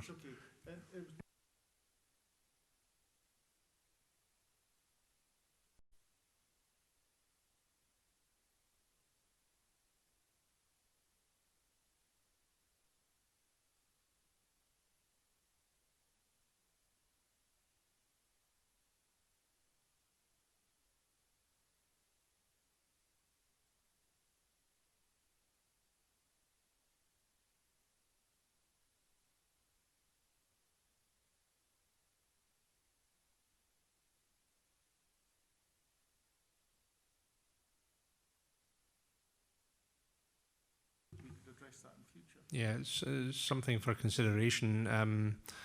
You know, I don't know if I would go as far as a sort of formal appraisal situation. It's just we want to take steps to ensure that all members of the board feel able to contribute as much as possible, and anything that I can do, or indeed you can do as vice chair to assist that, then that's the way forward. But we can certainly speak about that again offline.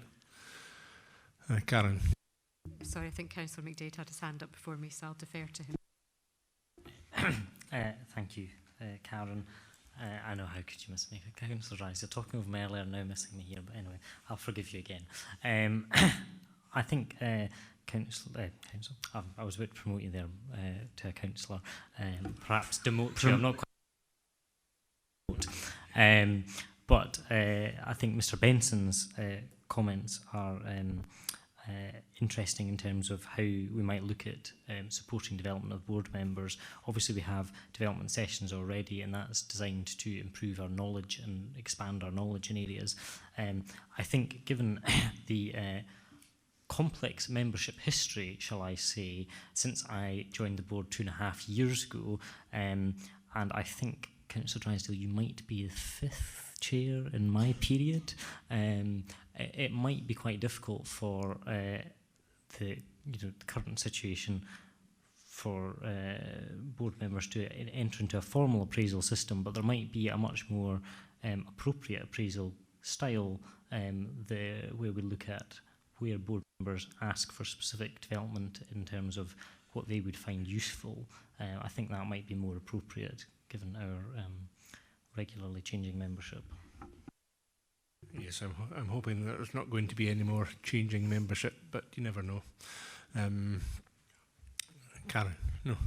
All I was going to say, Councillor Drysdale, is that it's a very helpful comment from Mr Benson. I suggest maybe we do a little bit of benchmarking, what happens at other IJBs in terms of that support for skills development, etc. Not necessarily a formal appraisal, but there is a support mechanism in place. Maybe we can collate that information and provide it to you in your capacity as chair, and to Mr Benson as vice chair. Very helpful. Thank you very much.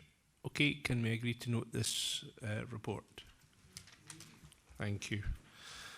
Moving on to item 8.3, the Chief Social Work Officer, Jackie Pepper, her annual report for 2018-19. Jackie. Thank you, Chair. This report is being brought to the IJB for noting. It's an annual report for the financial year 2018-19 and has already been approved at Perth and Kinross Council at a meeting in December. So in many respects, it's now quite historical because it's looking back to 2018-19. And much of the information within this report has already been reported in various forms and reports to the IJB in a variety of different updates and formats. So the covering report outlines the role of the Chief Social Work Officer and the challenges associated with delivering statutory social work functions, which remain the responsibility of the Council. And this report was submitted to the Chief Social Work Advisor to Scottish Government in October last year, and that informs a national report. You will see that the report, the focus, and my focus is deliberately on the experience of people who are in touch or who use social work and social care services, and also the staff who provide those services. On page 71 of the covering report, at paragraph 2.3, sets out the key highlights that have been brought out from this annual report, and you'll see that a number of those refer to a variety of services across children, young people and families, people in the justice system, adult services, and in terms of the work of mental health. Hello, losing connection there. And then in section 3.4 sets out the strategic priorities for the year that we're currently in, and indeed some of these have already taken forward. We are on track for the delivery and procurement of a new social care and social care management system, IT system for social work and social care from August 2020, and are currently considering a business case where it might be possible to include community health services within that system. We're examining the demand pressures across the various sectors, and indeed are going to carry out a deep dive into short-term detention orders for people experiencing mental ill health. And only yesterday it was announced that we will receive a joint inspection, or an inspection of criminal justice social work services in relation to community payback orders, and that will take place in April. And the final point there, the independent care review reported on the 5th of February, which was just last week, with a blueprint or a vision for a new system, whole system change for children in care. So overall, my assessment is that despite the challenges that we're experiencing, that people who use social work and social care services, their experiences have remained good overall, despite those major challenges that we're experiencing. Thank you. Okay, Jackie, thank you very much for that report. And do we have some questions? Councillor McDade. Thank you, Chair. And thank you to the Chief Social Work Officer for her report.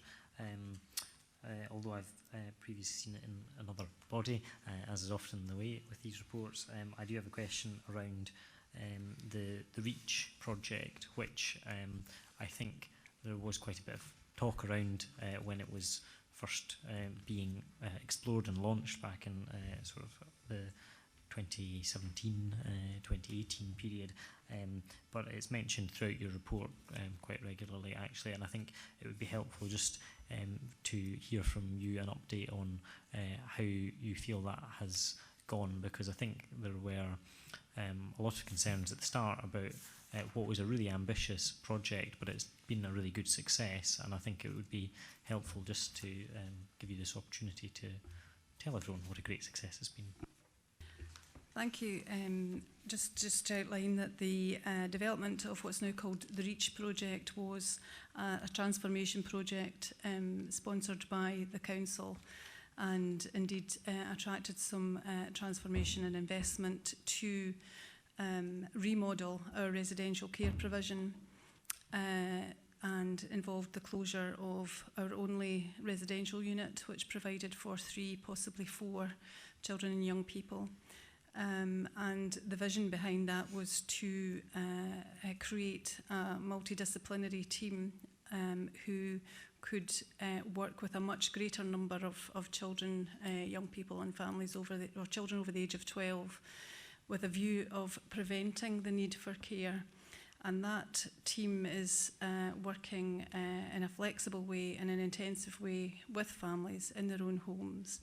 It's a 24/7 service, and you'll see in the report that what that's done is brought down the numbers in residential care and in external provision substantially. And in association with that, we've also reduced the number of children who are being placed externally for foster care. So what the intention is that the savings that are achieved by that will maintain and sustain this in the longer term. And that has been sustained. So we're probably in year 2/3 of that, which is a 5-year project. And the successes are already there. We're working with 50 families approximately at any one time. So that's significant redesign has been quite transformative in terms of how we are working with our families in a much more intensive way. Thank you for that. Do we have any further questions? Councillor Purvis. Thank you, Councillor Drysdale. The Chief Social Work Officer, you referenced in your presentation about the increase in the number of short-term detention orders and your intention to do a deep dive into that to try and establish the reasons for the increase. I'm just wondering, given that it is a very significant increase over from one year to the next, do we have any initial, not to preempt the outcome of that deep dive, but do we have any initial understanding as to why there's been such a significant increase over the space of a year?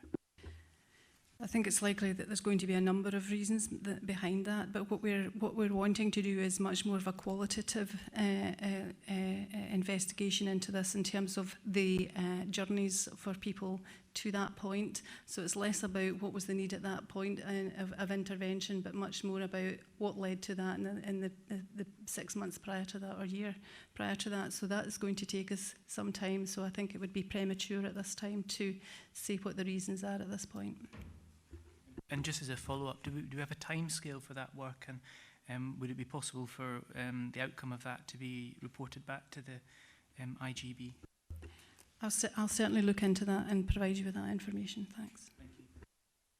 Thank you. Mr. Benson.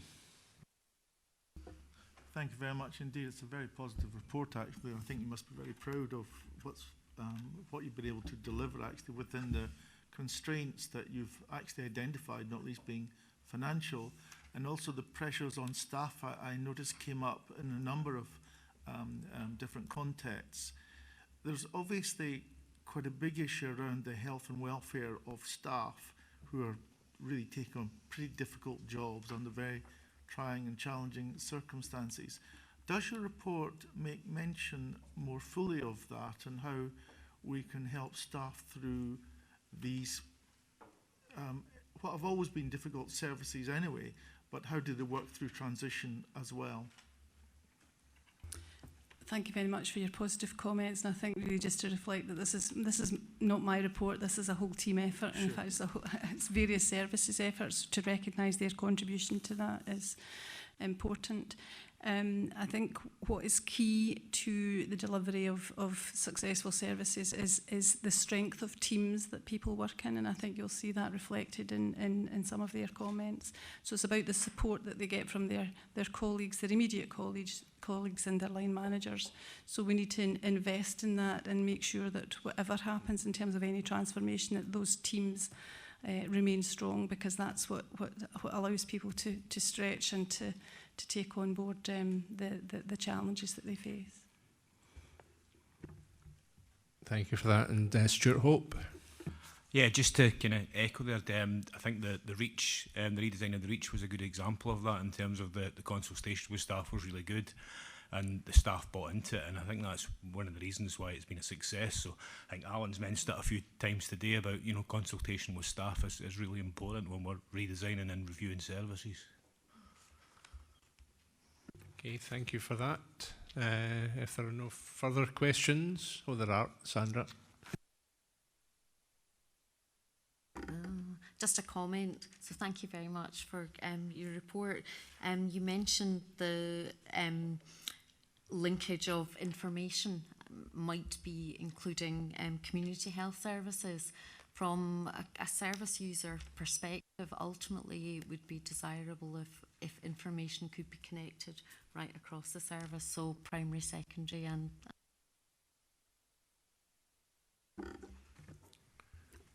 Thank you for that.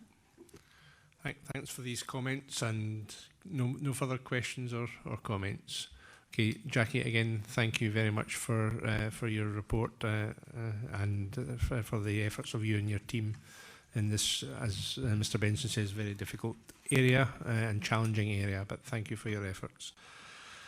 Very quickly then, moving on to item 9, which is a note of future IJB meetings. Obviously, we've spoken today about the need for a single item agenda meeting in March to discuss and hopefully approve a budget for the IJB.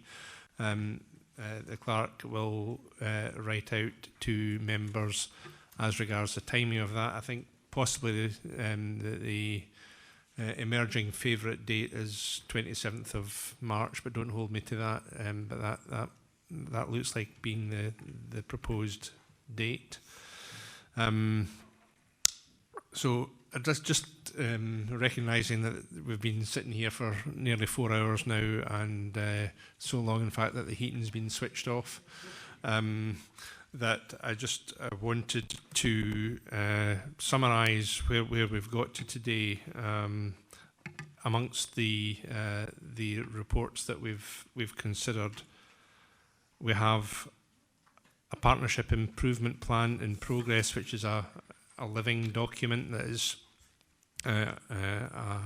everybody is buying into the work in progress there. We've just heard the Chief Social Work Officer's annual report, which presents some great news stories. We've heard about a strategy for adults with a physical disability, again a positive news story. We've had a really positive news story on locality integrated care services coming our way within the next couple of months, hopefully. The links that Mrs. Devine was speaking about.